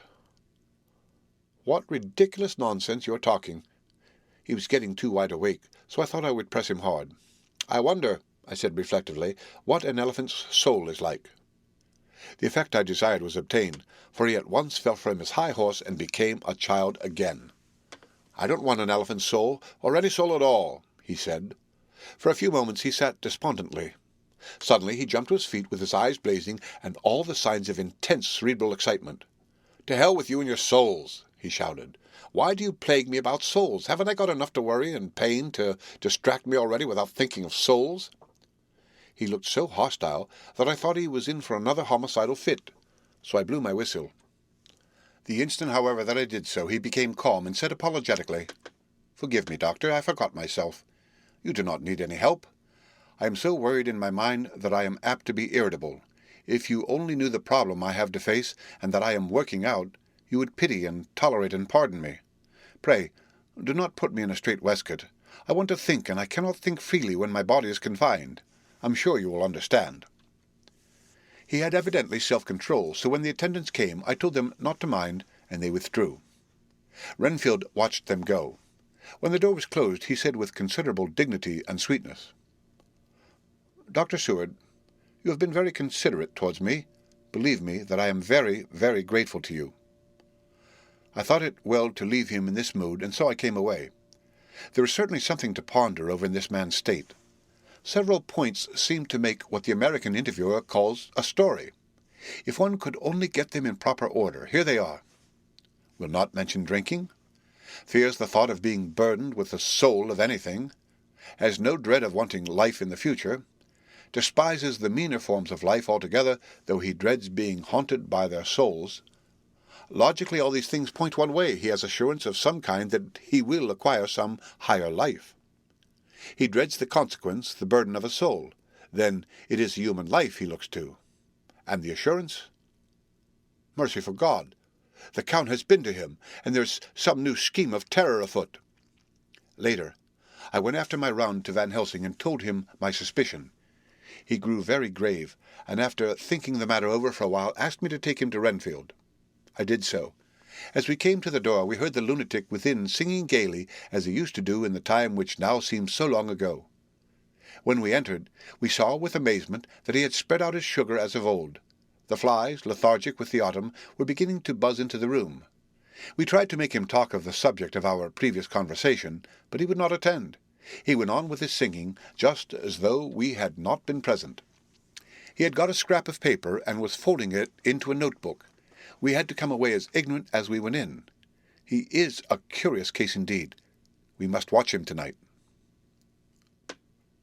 Letter. Mitchell, Sons and Candy, to Lord Godalming. 1 October. My Lord, we are at all times only too happy to meet your wishes. We beg, with regard to the desire of your Lordship, expressed by Mr. Harker on your behalf, to supply the following information concerning the sale and purchase of No. 347 Piccadilly. The original vendors are the executors of the late Mr. Archibald Winter Suffield. The purchaser is a foreign nobleman, Count Dracula, who effected the purchase himself, paying the purchase money in notes over the counter, if your Lordship will pardon us, using so vulgar an expression. Beyond this, we know nothing whatever of him. We are, my lord, your Lordship's humble servants, Mitchell, Sons and Candy. Dr. Seward's Diary. 2 October. I placed a man in the corridor last night, and told him to make an accurate note of any sound he might hear from Renfield's room, and gave him instructions that if there should be anything strange he was to call me. After dinner, when we had all gathered round the fire in the study, Mrs. Harker having gone to bed, we discussed the attempts and discoveries of the day. Harker was the only one who had any result, and we are in great hopes that his clue may be an important one. Before going to bed, I went round to the patient's room and looked in through the observation trap. He was sleeping soundly. His heart rose and fell with regular respiration. This morning the man on duty reported to me that, a little after midnight, he was restless and kept saying his prayers somewhat loudly. I asked him if that was all. He replied that it was all he heard. There was something about his manner so suspicious that I asked him point-blank if he had been asleep. He denied sleep, but admitted to having dozed for a while. It is too bad that men cannot be trusted unless they are watched. Today Harker is out following up his clue, and Art and Quincy are looking after horses. Godalming thinks that it will be well to have horses always in readiness, for when we get the information which we seek, there will be no time to lose. We must sterilize all the imported earth between sunrise and sunset. We shall thus catch the Count at his weakest and without a refuge to fly to. Van Helsing is off to the British Museum looking up some authorities on ancient medicine. The old physicians took account of things which their followers do not accept, and the professor is searching for witch and demon cures which may be useful to us later. I sometimes think that we must be all mad, and that we shall wake to sanity in strait waistcoats. Later. We have met again. We seem at last to be on the track, and our work of tomorrow may be the beginning of the end. I wonder if Renfield's quiet has anything to do with this. His moods have so followed the doings of the Count that the coming destruction of the monster may be carried to him some subtle way. If we could only get some hint as to what passed in his mind between the time of my argument with him today and his resumption of fly-catching, it might afford us a valuable clue. He is now seemingly quiet for a spell. Is he? That wild yell seemed to come from his room. The attendant came bursting into my room and told me that Renfield had somehow met with some accident. He had heard him yell, and when he went to him found him lying on his face, on the floor, all covered with blood. I must go at once. The end of Chapter 20. Dracula by Bram Stoker. Chapter 21. Dr. Seward's Diary. 3 October. Let me put down with exactness all that happened as well as I can remember, since last I made an entry. Not a detail that I can recall must be forgotten. In all calmness I must proceed. When I came to Renfield's room, I found him lying on the floor on his left side in a glittering pool of blood. When I went to move him, it became at once apparent that he had received some terrible injuries. There seemed none of the unity of purpose between the parts of the body which marks even lethargic sanity. As the face was exposed, I could see that it was horribly bruised, as though it had been beaten against the floor. Indeed, it was from the face wounds that the pool of blood originated. The attendant, who was kneeling beside the body, said to me as we turned him over, "I think, sir, his back is broken. See, both his right arm and leg and the whole side of his face are paralyzed." How such a thing could have happened puzzled the attendant beyond measure. He seemed quite bewildered, and his brows were gathered in as he said, "I can't understand the two things. He could mark his face like that by beating his own head on the floor. I saw a young woman do it once at the Eversfield Asylum before anyone could lay hands on her, and I suppose he might have broken his neck by falling out of bed if he got in an awkward kink. But for the life of me I can't imagine how the two things occurred.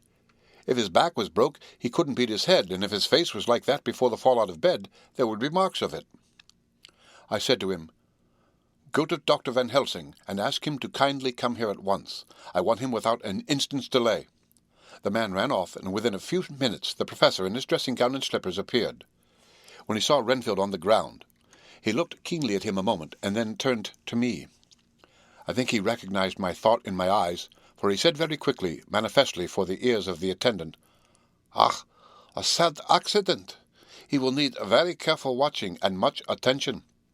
I shall stay with you myself, but I shall first dress myself. If you will remain, I shall in a few minutes join you." The patient was now breathing stertorously, and it was easy to see that he had suffered some terrible injury. Van Helsing returned with extraordinary celerity, bearing with him a surgical case. He had evidently been thinking and had his mind made up, for almost before he looked at the patient, he whispered to me, "Send the attendant away. We must be alone with him when he becomes conscious after the operation." I said, "I think that will do now, Simmons. We have done all that we can at present. You had better go your round, and Dr. Van Helsing will operate. Let me know instantly if there be anything unusual anywhere." The man withdrew, and we went into a strict examination of the patient. The wounds of the face were superficial.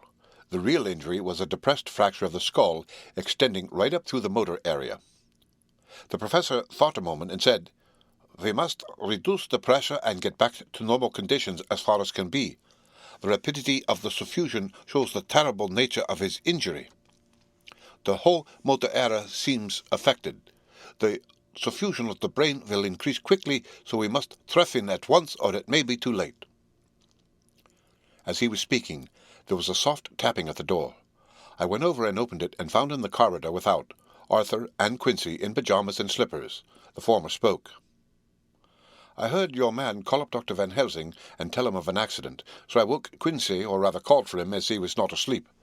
Things are moving too quickly and too strangely for sound sleep for any of us these times. I've been thinking that tomorrow night will not see things as they have been. We'll have to look back and forward a little more than we have done. May we come in?" I nodded, and held the door open until they had entered, then I closed it again. When Quincy saw the attitude and state of the patient, and noted the horrible pool on the floor, he said softly, "My God! What has happened to him? Poor devil!" I told him briefly, and added that we expected he would recover consciousness after the operation, for a short time at all events. He went at once and sat down on the edge of the bed, with Godalming beside him. We all watched in patience. "We shall wait," said Van Helsing, "just long enough to fix the best spot for trephining, so that we may most quickly and perfectly remove the blood clot, for it is evident that the hemorrhage is increasing." The minutes during which we waited passed with fearful slowness. I had a horrible sinking in my heart, and from Van Helsing's face I gathered that he felt some fear or apprehension as to what was to come. I dreaded the words Renfield might speak. I was positively afraid to think, but the conviction of what was coming was on me, as I have read of men who have heard the death watch. The poor man's breathing came in uncertain gasps. Each instant he seemed as though he would open his eyes and speak, but then would follow a prolonged stertorous breath, and he would relapse into a more fixed insensibility. Inured as I was to sick-beds and death, this suspense grew and grew upon me. I could almost hear the beating of my own heart, and the blood surging through my temples sounded like blows from a hammer. The silence finally became agonizing. I looked at my companions, one after another, and saw from their flushed faces and damp brows that they were enduring equal torture. There was a nervous suspense over us all, as though overhead some dread bell would peal out powerfully when we should least expect it. At last there came a time when it was evident that the patient was sinking fast. He might die at any moment. I looked up at the professor and caught his eyes fixed on mine. His face was sternly set as he spoke. "There is no time to lose.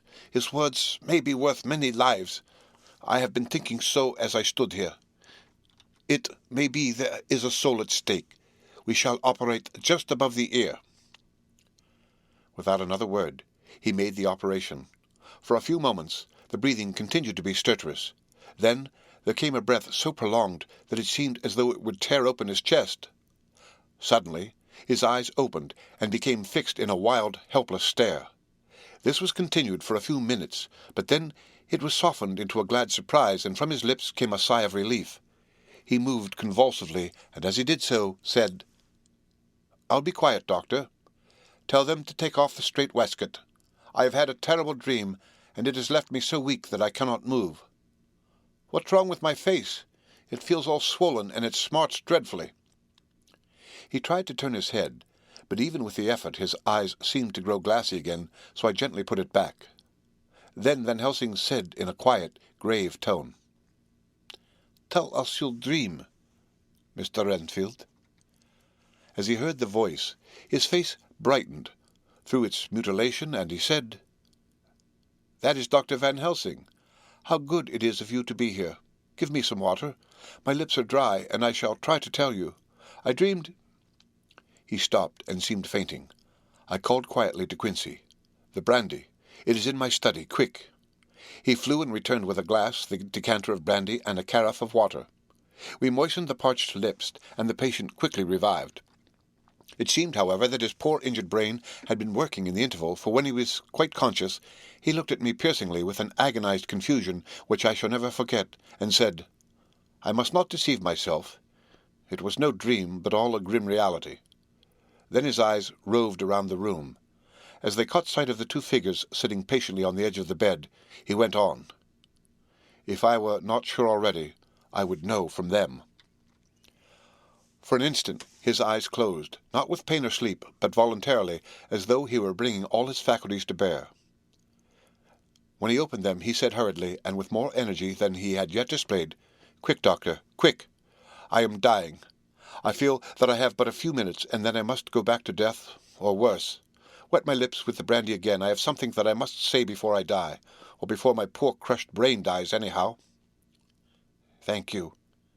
It was that night, after you left me, when I implored you to let me go away. I couldn't speak then, for I felt my tongue was tied. But I was as sane then, except in that way, as I am now. I was in an agony of despair for a long time after you left me. It seemed hours. Then there came a sudden peace to me. My brain seemed to become cool again, and I realized where I was. I heard the dogs bark behind our house, but not where he was." As he spoke, Van Helsing's eyes never blinked, but his hand came out and met mine and gripped it hard. He did not, however, betray himself. He nodded slightly and said, "Go on," in a low voice. Renfield proceeded. He came up to the window in the mist, as I had seen him often before, but he was solid then, not a ghost, and his eyes were fierce like a man's when angry. He was laughing with his red mouth, the sharp white teeth glinted in the moonlight when he turned to look back over the belt of trees to where the dogs were barking. I wouldn't ask him to come in at first, though I knew he wanted to, just as he had wanted all along. Then he began promising me things, not in words, but by doing them. He was interrupted by a word from the professor. How? By making them happen, just as he used to send in the flies when the sun was shining, great big fat ones with steel and sapphire on their wings, and big moths in the night with skull and crossbones on their backs. Van Helsing nodded to him as he whispered to me unconsciously. The Acherontia atropos of the Sphinx, what you call the death's head moth? The patient went on without stopping. Then he began to whisper, Rats, rats, rats, hundreds, thousands, millions of them, and every one alive, and dogs to eat them, and cats too, all lives, all red blood with years of life in it, and not merely buzzing flies. I laughed at him, for I wanted to see what he could do. Then the dogs howled away behind the dark trees in his house. He beckoned me to the window. I got up and looked out, and he raised his hands and seemed to call out without using any words. A dark mass spread over the grass, coming on like the shape of a flame of fire, and then he moved the mist to the right and left, and I could see that there were thousands of rats with their eyes blazing red like his, only smaller. He held up his hand, and they all stopped, and I thought he seemed to be saying, All these lives will I give you, I, and many more and greater, through countless ages, if you will fall down and worship me. And then a red cloud like the color of blood seemed to close over my eyes, and before I knew what I was doing, I found myself opening the sash and saying to him, Come in, Lord and Master. The rats were all gone, but he slid into the room through the sash, though it was only open an inch wide, just as the moon herself has often come in through the tiniest crack and has stood before me in all her size and splendor. His voice was weaker, so I moistened his lips with the brandy again, and he continued, but it seemed as though his memory had gone on working in the interval, for his story was further advanced. I was about to call him back to the point, but Van Helsing whispered to me, Let him go on. Do not interrupt him. He cannot go back, and maybe could not proceed at all, if once he lost the thread of his thought. He proceeded, All day I waited to hear from him, but he did not send me anything, not even a blowfly, and when the moon got up I was pretty angry with him. When he did slide in through the window, though it was shut and did not even knock, I got mad with him. He sneered at me, and his white face looked out of the mist with his red eyes gleaming, and he went on as though he owned the whole place, and I was no one. He didn't even smell the same as he went by me. I couldn't hold him. I thought that somehow Mrs. Harker had come into the room. The two men sitting on the bed stood up and came over, standing behind him so that he could not see them, but where they could hear better. They were both silent, but the professor started and quivered. His face, however, grew grimmer and sterner still. Renfield went on without noticing. When Mrs. Harker came in to see me this afternoon, she wasn't the same. It was like tea after the teapot has been watered. Here we all moved, but no one said a word. He went on. I didn't know that she was here till she spoke, and she didn't look the same. I don't care for the pale people. I like them with lots of blood in them, and hers all seemed to have run out. I didn't think of it at the time, but when she went away I began to think, and it made me mad to know that he had been taking the life out of her. I could feel that the rest quivered as I did, but we remained otherwise still. So when he came tonight I was ready for him. I saw the mist stealing in, and I grabbed it tight.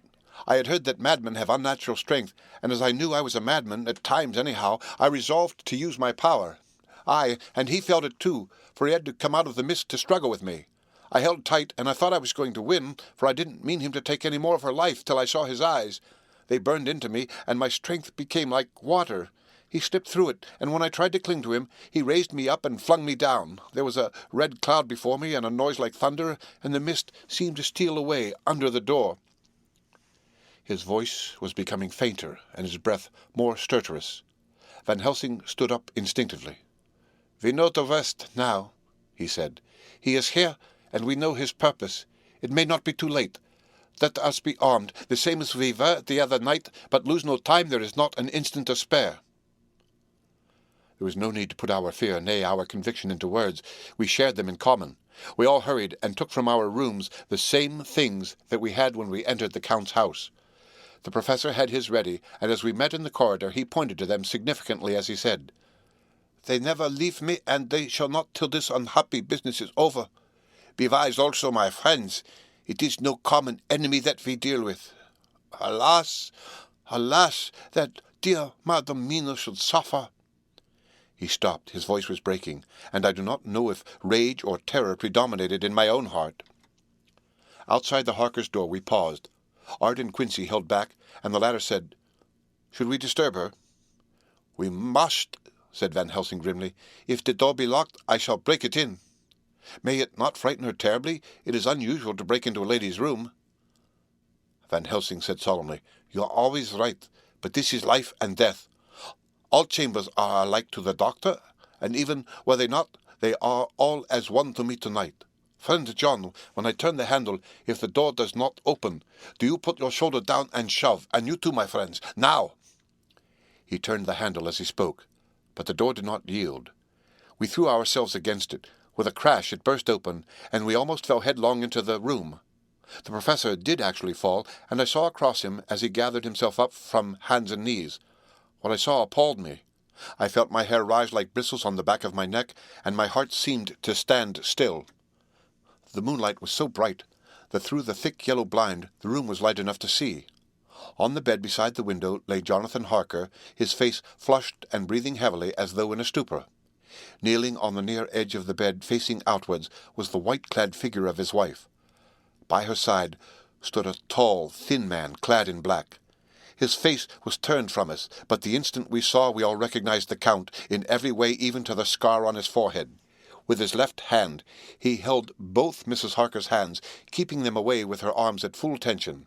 His right hand gripped her by the back of the neck, forcing her face down on his bosom. Her white nightdress was smeared with blood, and a thin stream trickled down the man's bare chest, which was shown by his torn-open dress. The attitude of the two had a terrible resemblance to a child forcing a kitten's nose into a saucer of milk to compel it to drink. As we burst into the room, the Count turned his face, and the hellish look that I had heard described seemed to leap into it. His eyes flamed red with devilish passion. The great nostrils of the white aquiline nose opened wide and quivered at the edge, and the white sharp teeth behind the full lips of the blood-dripping mouth clamped together like those of a wild beast. With a wrench which threw his victim back upon the bed as though hurled from a height, he turned and sprang at us. But by this time the Professor had gained his feet, and was holding towards him the envelope which contained the sacred wafer. The Count suddenly stopped, just as poor Lucy had done outside the tomb, and cowered back. Further and further back he cowered as we, lifting our crucifixes, advanced. The moonlight suddenly failed as a great black cloud sailed across the sky, and when the gaslight sprang up under Quincy's match, we saw nothing but a faint vapour. This, as we looked, trailed under the door, which with the recoil from its bursting open had swung back to its old position. Van Helsing, Art, and I moved forward to Mrs. Harker, who by this time had drawn her breath, and with it had given a scream so wild, so ear-piercing, so despairing, that it seems to me now that it will ring in my ears to my dying day. For a few seconds she lay in her helpless attitude and disarray. Her face was ghastly, with a pallor which was accentuated by the blood which smeared her lips and cheeks and chin. From her throat trickled a thin stream of blood. Her eyes were mad with terror. Then she put before her face her poor crushed hands, which bore on their whiteness the red mark of the Count's terrible grip, and from behind them came a low, desolate wail, which made the terrible scream seem only the quick expression of an endless grief. Van Helsing stepped forward and drew the coverlet gently over her body, whilst Art, after looking at her face for an instant despairingly, ran out of the room. Van Helsing whispered to me, "Jonathan is in a stupor such as we know the vampire can produce. We can do nothing with poor Madam Mina for a few moments till she recovers herself. I must wake him." He dipped the end of a towel in cold water, and with it began to flick him on the face, his wife all the while holding her face between her hands, and sobbing in a way that was heartbreaking to hear.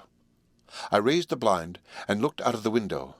There was much moonshine, and as I looked, I could see Quincy Morris run across the lawn, and hide himself in the shadow of a great yew tree. It puzzled me to think why he was doing this, But at that instant I heard Harker's quick exclamation as he woke to partial consciousness and turned to the bed. On his face, as there might well be, was a look of wild amazement. He seemed dazed for a few seconds, and then full consciousness seemed to burst upon him all at once, and he started up. His wife was aroused by the quick movement, and turned to him with her arms stretched out, as though to embrace him. Instantly, however, she drew them in again, and putting her elbows together, held her hands before her face, and shuddered till the bed beneath her shook. "In God's name, what does this mean?" Harker cried out. "Dr. Seward! Dr. Van Helsing, what is it? What has happened? What is wrong? Mina, dear, what is it? What does that blood mean? My God, has it come to this?" And raising himself to his knees, he beat his hands wildly together. "Good God, help us! Help her, oh, help her!" With a quick movement, he jumped from bed and began to pull on his clothes, all the man in him awake at the need for instant exertion. "What has happened? Tell me about it," he cried without pausing. "Dr. Van Helsing, you love Mina, I know. Oh, do something to save her. It cannot have gone too far yet. Guard her while I look for him." His wife, through her terror and horror and distress, saw some sure danger to him. Instantly forgetting her own grief, she seized hold of him and cried out, "No, no, Jonathan, you must not leave me. I have suffered enough tonight, God knows, without the dread of his harming you. You must stay with me. Stay with these friends who will watch over you." Her expression became frantic as she spoke, and he, yielding to her, she pulled him down, sitting on the bedside, and clung to him fiercely. Van Helsing and I tried to calm them both. The professor held up his golden crucifix and said with wonderful calmness, "Do not fear, my dear. We are here, and whilst this is close to you, no foul thing can approach. You are safe for tonight, and we must be calm and take counsel together." She shuddered and was silent, holding down her head on her husband's breast. When she raised it, his white nightrobe was stained with blood where her lips had touched, and where the thin open wound in the neck had sent forth drops. The instant she saw it, she drew back with a low wail, and whispered amidst choking sobs, "Unclean! Unclean! I must touch him or kiss him no more. Oh, that it should be that it is I who am now his worst enemy, and whom he may have most cause to fear." To this he spoke out resolutely. "Nonsense, Mina. It is a shame to me to hear such a word. I would not hear of it of you, and I shall not hear it from you. May God judge me by my deserts, and punish me with more bitter suffering than even this hour, if by any act or will of mine anything ever come between us." He put out his arms and folded her to his breast, and for a while she lay there sobbing. He looked at us over her bowed head with eyes that blinked damply above his quivering nostrils. His mouth was set as steel. After a while her sobs became less frequent and more faint, and then he said to me, speaking with a studied calmness which I felt tried his nervous power to the utmost, "And now, Dr. Seward, tell me all about it. Too well I know the broad fact. Tell me all that has been." I told him exactly what had happened, and he listened with seeming impassiveness, but his nostrils twitched and his eyes blazed as I told how the ruthless hands of the Count had held his wife in that terrible and horrid position with her mouth to the open wound in his breast. It interested me, even at that moment, to see that, whilst the face of white-set passion worked convulsively over the bowed head, the hands tenderly and lovingly stroked the ruffled hair. Just as I had finished, Quincy and Godalming knocked at the door. They entered in obedience to our summons. Van Helsing looked at me questioningly. I understood him to mean that if we were to take advantage of their coming to divert, if possible, the thoughts of the unhappy husband and wife from each other and from themselves. So on nodding acquiescence to him, he asked them what they had seen or done, to which Lord Godalming answered, "I could not see him anywhere in the passage or in any of our rooms. I looked in the study, but though he had been there, he had gone. He had, however—" He stopped suddenly, looking at the poor drooping figure on the bed. Van Helsing said gravely, "Go on, friend Arthur. We want here no more concealments. Our hope now is in knowing all. Tell freely." So Art went on. "He had been there, and though it could only have been for a few seconds, he made rare hay of the place. All the manuscript had been burned, and the blue flames were flickering amongst the white ashes. The cylinders of your phonograph, too, were thrown on the fire, and the wax had helped the flames." Here I interrupted. "Thank God there is the other copy in the safe." His face lit for a moment, but fell again as he went on. "I ran downstairs then, but could see no sign of him. I looked into Renfield's room, but there was no trace there except—" Again he paused. "Go on," said Harker, hoarsely.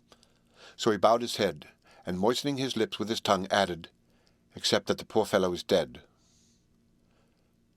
Mrs. Harker raised her head. Looking from one to the other of us, she said solemnly, "God's will be done."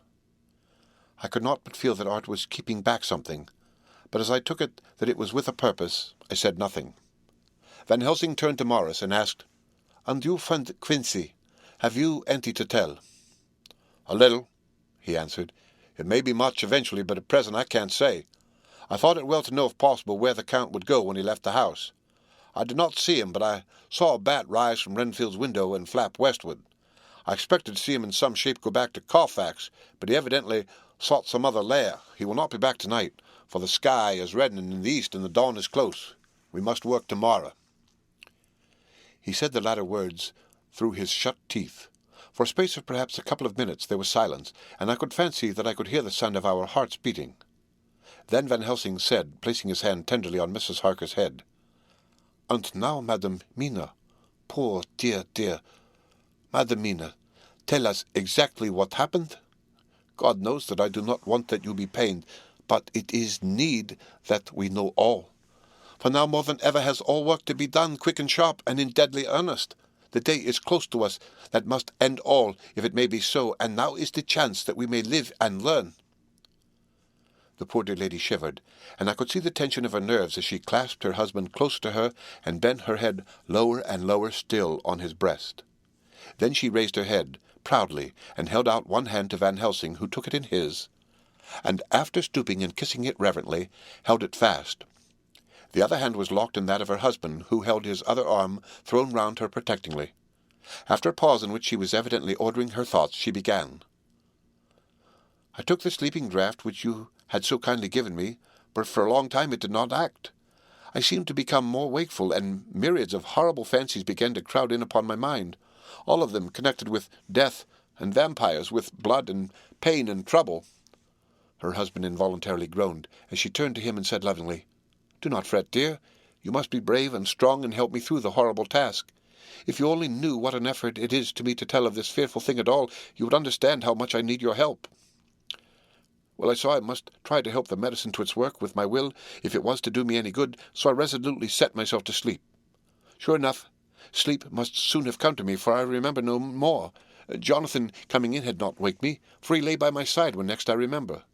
There was in the room the same thin white mist that I had before noticed, but I forgot now. If you know of this, you will find it in my diary, which I shall show you later. I felt the same vague terror which had come to me before, and the same sense of some presence. I turned to wake Jonathan, but found that he slept so soundly that it seemed as if it was he who had taken the sleeping draught, and not I. I tried, but I could not wake him. This caused me a great fear, and I looked around terrified. Then indeed my heart sank within me. Beside the bed, as if he had stepped out of the mist, or rather as if the mist had turned into his figure, for it had entirely disappeared, stood a tall, thin man all in black. I knew him at once from the description of the others. The waxen face, the high aquiline nose, on which the light fell in a thin white line, the parted red lips with the sharp white teeth showing between, and the red eyes that I had seemed to see in the sunset on the windows of St. Mary's Church at Whitby. I knew, too, the red scar on his forehead where Jonathan had struck him. For an instant my heart stood still, and I would have screamed out, only that I was paralyzed. In the pause he spoke in a sort of keen, cutting whisper, pointing as he spoke to Jonathan. "Silence! If you make a sound, I shall take him and dash his brains out before your very eyes." I was appalled and was too bewildered to do or say anything. With a mocking smile, he placed one hand upon my shoulder, and holding me tight, bared my throat with the other, saying as he did so, "First, a little refreshment to reward my exertions. You may as well be quiet. It is not the first time or the second that your veins have appeased my thirst." I was bewildered, and strangely enough I did not want to hinder him. I suppose it is a part of the horrible curse that such is when his touch is on his victim, and oh, my God, pity me! He placed his reeking lips upon my throat. Her husband groaned again. She clasped his hand harder, and looked at him pityingly, as if he were the injured one, and went on. I felt my strength fading away, and I was in a half-swoon. How long this horrible thing lasted I know not, but it seemed that a long time must have passed before he took his foul, awful, sneering mouth away. I saw it drip with the fresh blood. The remembrance seemed for a while to overpower her, and she drooped and would have sunk down but for her husband's sustaining arm. With a great effort she recovered herself and went on. Then he spoke to me mockingly. "And so, you, like the others, would play your brains against mine. You would help these men to hunt me and frustrate me in my design. You know now, and they know in part already, and will know in full before long, what it is to cross my path. They should have kept their energies for use closer to home, whilst they played wits against me who commanded nations and intrigued for them and fought for them hundreds of years before they were born. I was countermining them. And you, their best beloved one, are now to me flesh of my flesh, blood of my blood, kin of my kin, my bountiful winepress for a while, and shall be later on my companion and my helper. You shall be avenged in turn, for not one of them but shall minister to your needs. But as yet you are to be punished for what you have done. You have aided in thwarting me. Now you shall come to my call. When my brain says come to you, you shall cross land or sea to do my bidding, and to that end this." With that he pulled open his shirt, and with his long sharp nails opened a vein in his breast. When the blood began to spurt out, he took my hands in one of his, holding them tight, and with the other seized my neck and pressed my mouth to the wound so that I must either suffocate or swallow some to the... Oh, my God, what have I done? What have I done to deserve such a fate? I who have tried to walk in meekness and righteousness all my days. God, pity me. Look down on a poor soul in worse than mortal peril, and in mercy pity those to whom she is dear. Then she began to rub her lips, as though to cleanse them from pollution. As she was telling her terrible story, the eastern sky began to quicken, and everything became more and more clear. Harker was still and quiet, but over his face, as the awful narrative went on, came a grey look, which deepened and deepened in the morning light, till when the first red streak of the coming dawn shot up, the flesh stood darkly out against the whitening hair. We have arranged that one of us is to stay within call of the unhappy pair till we can meet together and arrange about taking action. Of this I am sure. The sun rises today on no more miserable house in all the great round of its daily course. The end of Chapter 21. Dracula by Bram Stoker. Chapter 22. Jonathan Harker's Journal.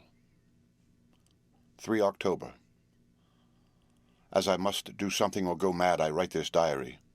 It is now 6 o'clock, and we are to meet in the study in half an hour and take something to eat, for Dr. Van Helsing and Dr. Seward are agreed that if we do not eat, we cannot work our best. Our best will be, God knows, required today. I must keep writing at every chance, for I dare not stop to think. All, big and little, must go down. Perhaps at the end the little things may teach us most. The teaching, big or little, could not have landed Mina or me anywhere worse than we are today. However, we must trust and hope. Poor Mina told me just now, with the tears running down her dear cheeks, that it is in trouble and trial that our faith is tested, that we must keep on trusting, and that God will aid us up to the end. The end. Oh, my God! What end? To work. To work! When Dr. Van Helsing and Dr. Seward had come back from seeing poor Renfield, we went gravely into what was to be done. First, Dr. Seward told us that when he and Dr. Van Helsing had gone down to the room below, they had found Renfield lying on the floor, all in a heap. His face was all bruised and crushed in, and the bones of the neck were broken. Dr. Seward asked the attendant who was on duty in the passage if he had heard anything. He said that he had been sitting down. He confessed to half dozing when he heard loud voices in the room, and then Renfield had called out loudly several times, "God! God! God!" After that there was a sound of falling, and when he entered the room, he found him lying on the floor, face down, just as the doctors had seen him. Van Helsing asked if he had heard voices, or a voice, and he said he could not say. that at first it had seemed to him as if there were two, but as there was no one in the room, it could have been only one. He could swear to it if required that the word God was spoken by the patient. Dr. Seward said to us, when we were alone, that he did not wish to go into the matter. The question of an inquest had to be considered, and it would never do to put forward the truth, as no one would believe it. As it was, he thought that on the attendant's evidence he could give a certificate of death by misadventure in falling from bed. In case the coroner should demand it, there would be a formal inquest, necessarily to the same result. When the question began to be discussed as to what should be our next step, the very first thing we decided was that Mina should be in full confidence, that nothing of any sort, no matter how painful, should be kept from her. She herself agreed as to its wisdom, and it was pitiful to see her so brave and yet so sorrowful and in such a depth of despair. There must be no concealment, she said. Alas, we have had too much already, and besides, there is nothing in all the world that can give me more pain than I have already endured than I suffer now. Whatever may happen, it must be of new hope or of new courage to me. Van Helsing was looking at her fixedly as she spoke and said suddenly, but quietly, "But, dear Madam Mina, are you not afraid? Not for yourself, but for others, from yourself, after what has happened?" Her face grew set in its lines, but her eyes shone with the devotion of a martyr as she answered, "Ah, no, for my mind is made up." "To what?" he asked gently, whilst we were all very still, for each in our own way we had a sort of vague idea of what she meant. Her answer came with direct simplicity, as though she was simply stating a fact, "Because if I find in myself, and I shall watch keenly for it, a sign of harm to any that I love, I shall die." "You would not kill yourself?" he asked hoarsely. "I would, if there were no friend who loved me, who would save me such a pain and so desperate an effort." She looked at him meaningly as she spoke. He was sitting down, but now he rose and came close to her and put his hand on her head, as he said solemnly, "My child, there is such an one if it were for your good. For myself, I could hold it in my account with God to find such a euthanasia for you, even at this moment, if it were best, nay, were it safe. But, my child—" For a moment he seemed choked, and a great sob rose in his throat. He gulped it down and went on. "There are here some who would stand between you and death. You must not die. You must not die by any hand, but least of all your own. Until the other who has fouled your sweet life is true dead, you must not die. For if he is still with the quick undead, your death would make you even as he is. No, you must live. You must struggle and strive to live, though death would seem a boon unspeakable. You must fight death himself, though he come to you in pain or in joy, by the day or the night, in safety or in peril. On your living soul I charge that you do not die, nay, nor think of death till this great evil be past." The poor dear grew white as death, and shook and shivered, as I have seen a quicksand shake and shiver at the coming of the tide. We were all silent. We could do nothing.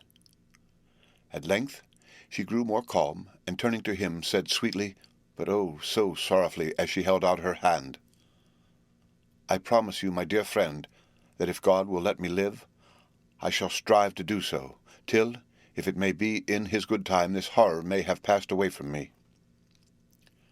She was so good and brave that we all felt that our hearts were strengthened to work and endure for her, and we began to discuss what we were to do. I told her that she was to have all the papers in the safe, and all the papers or diaries and phonographs we might hereafter use, and was to keep the record as she had done before. She was pleased with the prospect of anything to do, if pleased could be used in connection with so grim an interest. As usual, Van Helsing had thought ahead of everyone else, and was prepared with an exact ordering of our work. "It is perhaps well," he said, "that our meeting after our visit to Carfax we decided not to do anything with the earth boxes that lay there. Had we done so, the Count must have guessed our purpose and would doubtless have taken measures in advance to frustrate such an effort with regard to the others. But now he does not know our intentions. Nay, more in all probability, he does not know that such a power exists to us as can sterilize his lairs so that he cannot use them as of old." we are now so much further advanced in our knowledge as to their disposition that, when we have examined the house in Piccadilly, we may track the very last of them. Today, then, is ours, and in it rests our hope. The sun that rose on our sorrow this morning guards us in its course. Until it sets tonight, that monster must retain whatever form he now has. He is confined within the limitations of his earthly envelope. He cannot melt into thin air nor disappear through cracks or chinks or crannies.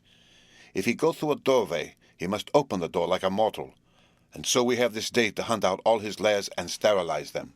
So we shall, if we have not yet catch him and destroy him, drive him to bay in some place where the catching and the destroying shall be in time sure.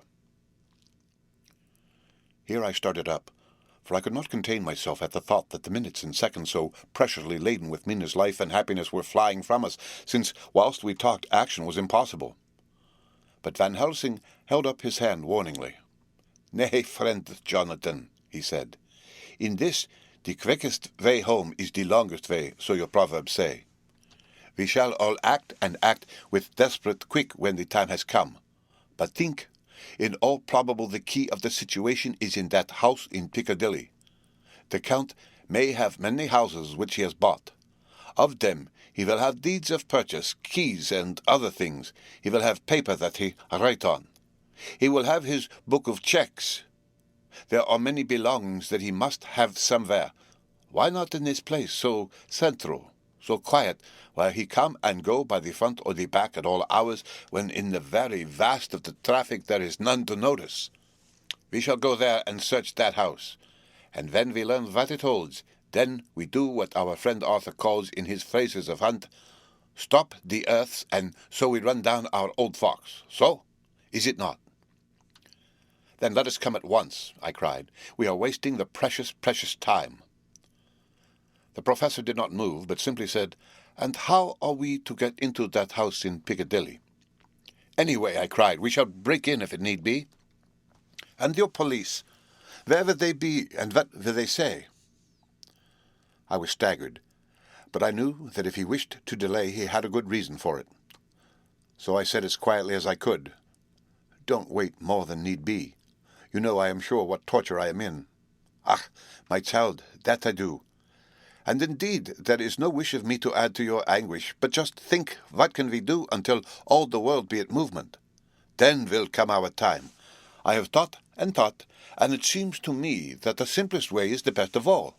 Now, we wish to get into the house, but we have no key. Is it not so?" I nodded. "Now, suppose that you were in truth the owner of that house, and could not still get in, and think there was to you no conscience of the housebreaker, what would you do?" "I should get a respectable locksmith, and set him to work to pick the lock for me." "And your police, they would interfere, would they not?" "Oh, no, not if they knew the man was properly employed." "Then," he looked at me keenly as he spoke, "all that is in doubt is the conscience of the employer, and the belief of your policeman as to whether or not that employer has a good conscience or a bad one. Your police must indeed be zealous men and clever, oh, so clever in reading the heart that they trouble themselves in such matter. No, my friend, Jonathan, you go take the lock off 100 empty houses in this your London, or of any city in the world, and if you do it as such things are rightly done, and at the time such things are rightly done, no one will interfere. I have read of a gentleman who owned a so fine house in London, and when he went for months of summer to Switzerland and lock up his house, some burglar come and broke window at back and got in. Then he went and made open the shutters in front and walk out and in through the door before the very eyes of the police. Then he have an auction in that house and advertise it and put up big notice. And when the day come, he sell off by a great auctioneer all the goods of that other man who owned them. Then he go to a builder, and he sell him that house, making an agreement that he pull it down and take all away within a certain time. And your police and other authority help him all they can. And when that owner come back from his holiday in Switzerland, he find only an empty hole where his house had been. This was all done en règle, and in our work we shall be en règle too. We shall not go so early that the policemen who have them little to think of shall deem it strange. But we shall go after 10 o'clock, when there are many about, and such things would be done, were we indeed owners of the house." I could not but see how right he was, and the terrible despair of Mina's face became relaxed in thought. There was hope in such good counsel. Van Helsing went on. "Then once within that house we may find more clues. At any rate, some of us can remain there, whilst the rest find the other places where there be more earth boxes, at Bermondsey and Mile End." Lord Godalming stood up. "I can be of some use here," he said. "I shall wire to my people to have horses and carriages where they will be most convenient." "Look here, old fellow," said Morris.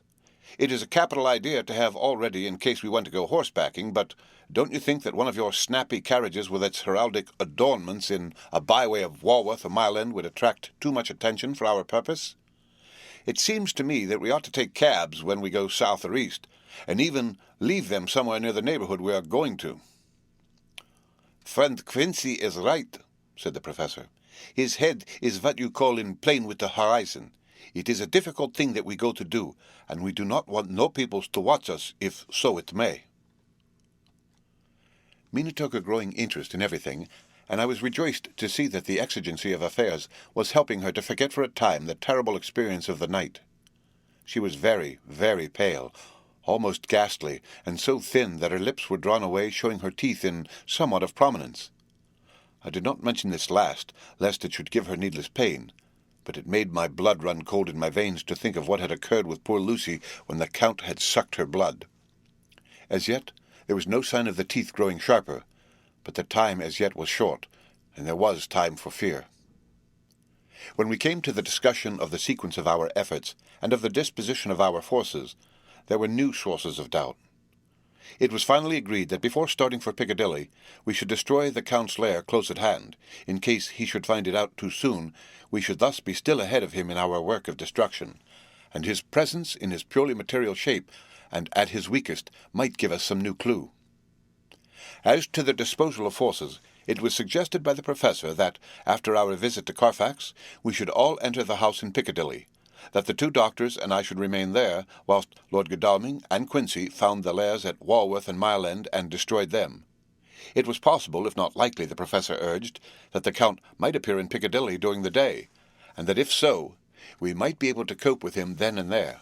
At any rate, we might be able to follow him in force. To this plan I strenuously objected, and so far as my going was concerned, for I said that I intended to stay and protect Mina.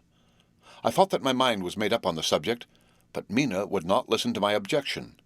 She said that there might be some law matter in which I could be useful, that amongst the Count's papers might be some clue which I could understand out of my experience in Transylvania, and that, as it was, all the strength we could muster was required to cope with the Count's extraordinary power.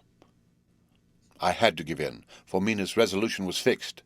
She said that it was the last hope for her that we should all work together. "As for me," she said, "I have no fear. Things have been as bad as they can be, and whatever may happen must have in it some element of hope or comfort. Go, my husband. God can, if he wishes it, guard me as well alone as with anyone present."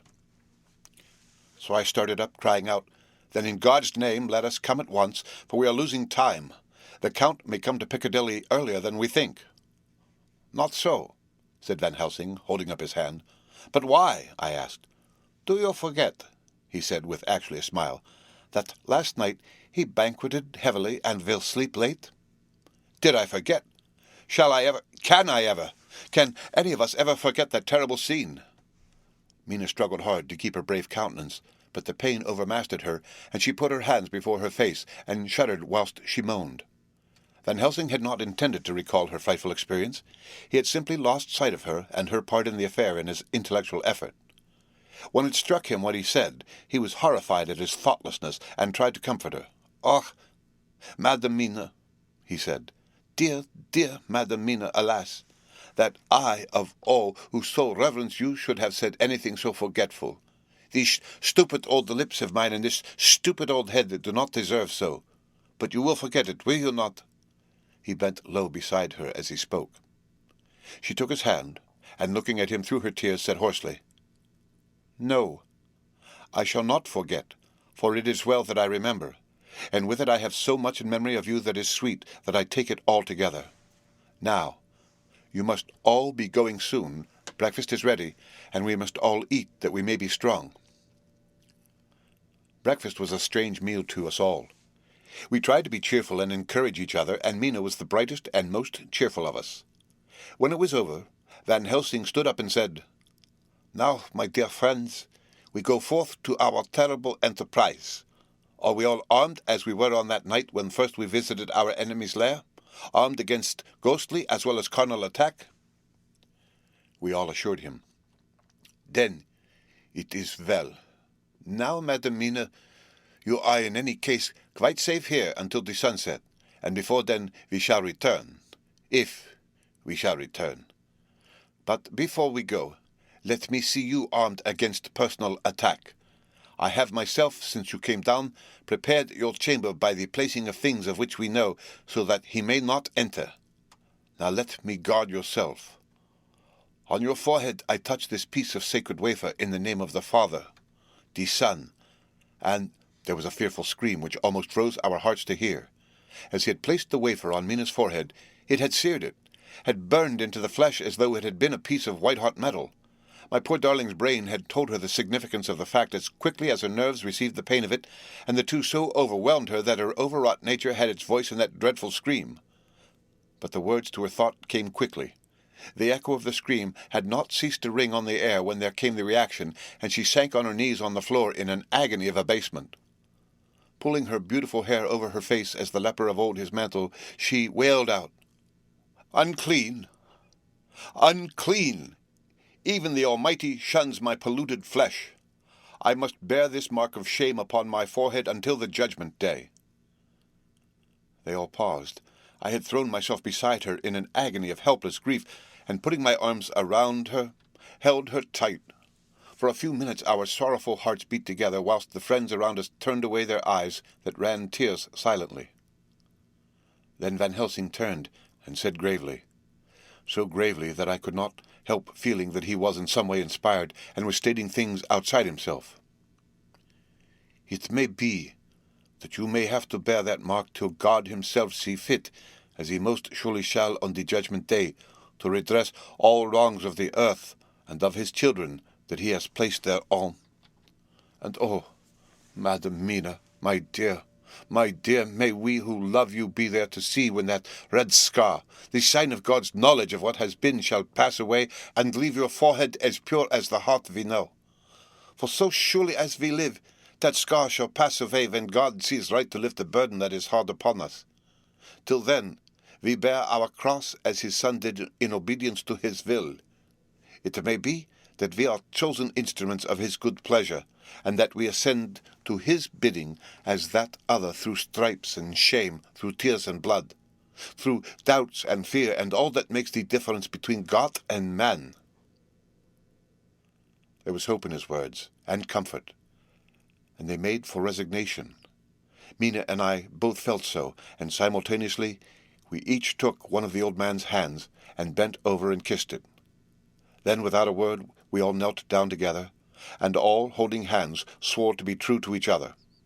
We men pledged ourselves to raise the veil of sorrow from the head of her whom each in his own way we loved, and we prayed for help and guidance in the terrible task which lay before us. It was then time to start. So I said farewell to Mina, a parting which neither of us shall forget to our dying day, and we set out. To one thing I have made up my mind. If we find out that Mina must be a vampire in the end, then she shall not go into that unknown and terrible land alone. I suppose it is thus that in old times one vampire meant many. Just as their hideous bodies could only rest in sacred earth, so the holiest love was the recruiting sergeant for their ghastly ranks. We entered Carfax without trouble, and found all things the same as on the first occasion. It was hard to believe that amongst so prosaic surroundings of neglect and dust and decay there was any ground for such fear as already we knew. Had not our minds been made up, and had there not been terrible memories to spur us on, we could hardly have proceeded with our task. We found no papers or any sign of use in the house, and in the old chapel the great boxes looked just as we had seen them last. Dr. Van Helsing said to us solemnly as we stood before him, "And now, my friends, we have a duty here to do. We must sterilize this earth, so sacred of holy memories, that he has brought from a far distant land for such fell use. He has chosen this earth because it has been holy. Thus we defeat him with his own weapon, for we make it more holy still. It was sanctified to such use of man, now we sanctify it to God." And as he spoke, he took from his bag a screwdriver and a wrench, and very soon the top of one of the cases was thrown open. The earth smelled musty and close, but we did not somehow seem to mind, for our attention was concentrated on the professor.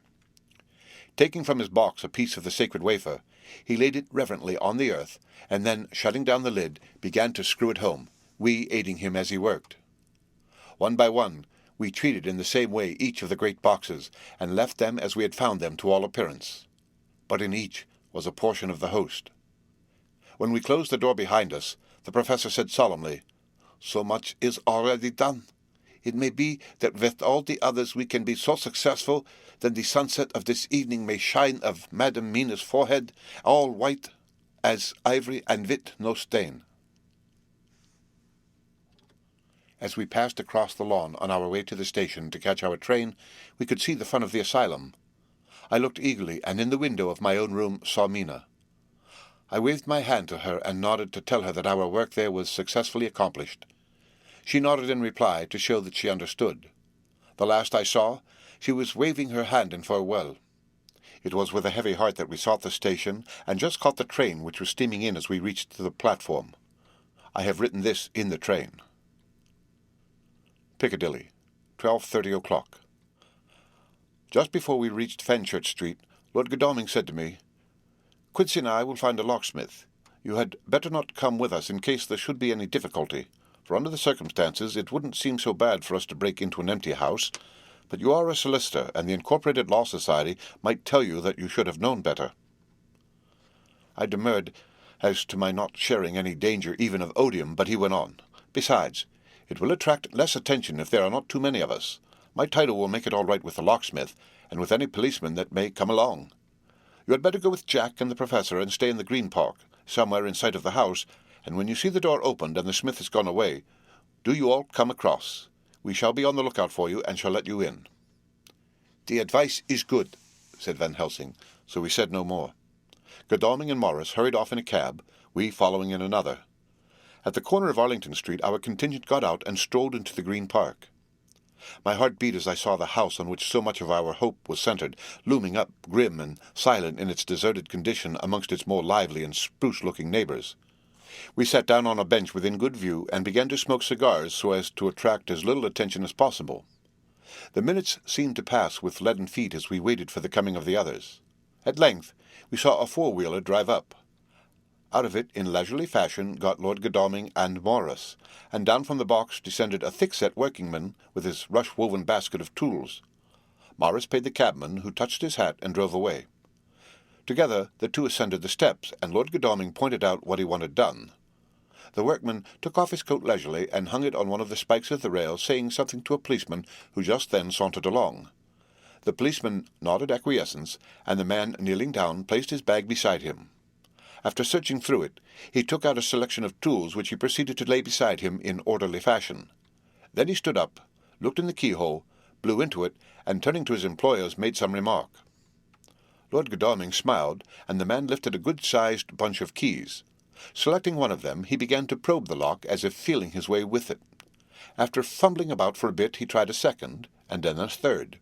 All at once the door opened under a slight push from him, and he and the two others entered the hall. We sat still. My own cigar burnt furiously, but Van Helsing's went cold altogether.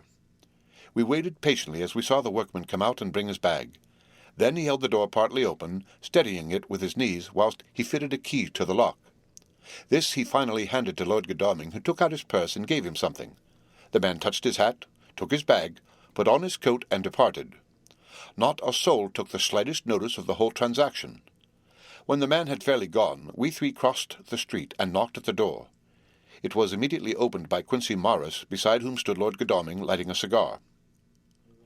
"The place smells so vilely," said the latter as we came in.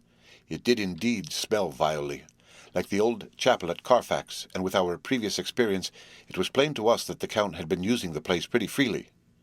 We moved to explore the house, all keeping together in case of attack, for we knew we had a strong and wily enemy to deal with, and as yet we did not know whether the Count might not be in the house. In the dining room, which lay at the back of the hall, we found 8 boxes of earth. 8 boxes only out of the 9 which we sought. Our work was not over, and would never be until we should have found the missing box. First we opened the shutters of the window which looked out across a narrow stone-flagged yard at the blank face of a stable, painted to look like the front of a miniature house. There were no windows in it, so we were not afraid of being overlooked. We did not lose any time in examining the chests. With the tools which we had brought with us, we opened them one by one, and treated them as we had treated those others in the old chapel. It was evident to us that the Count was not at present in the house, and we proceeded to search for any of his effects. After a cursory glance at the rest of the rooms from attic to basement, we came to the conclusion that the dining room contained any effects which might belong to the Count, and so we proceeded to minutely examine them. They lay in a sort of orderly disorder on the great dining-room table. There were title deeds of the Piccadilly house in a great bundle, deeds of the purchase of the houses at Mile End and Bermondsey, notepaper, envelopes, and pens and ink. All were covered up in thin wrapping paper to keep them from the dust.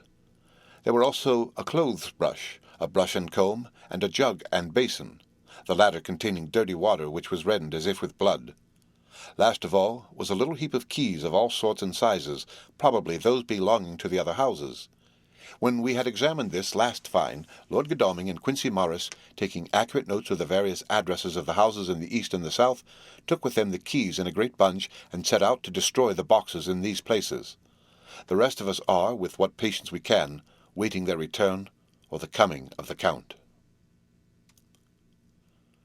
The end of Chapter 22.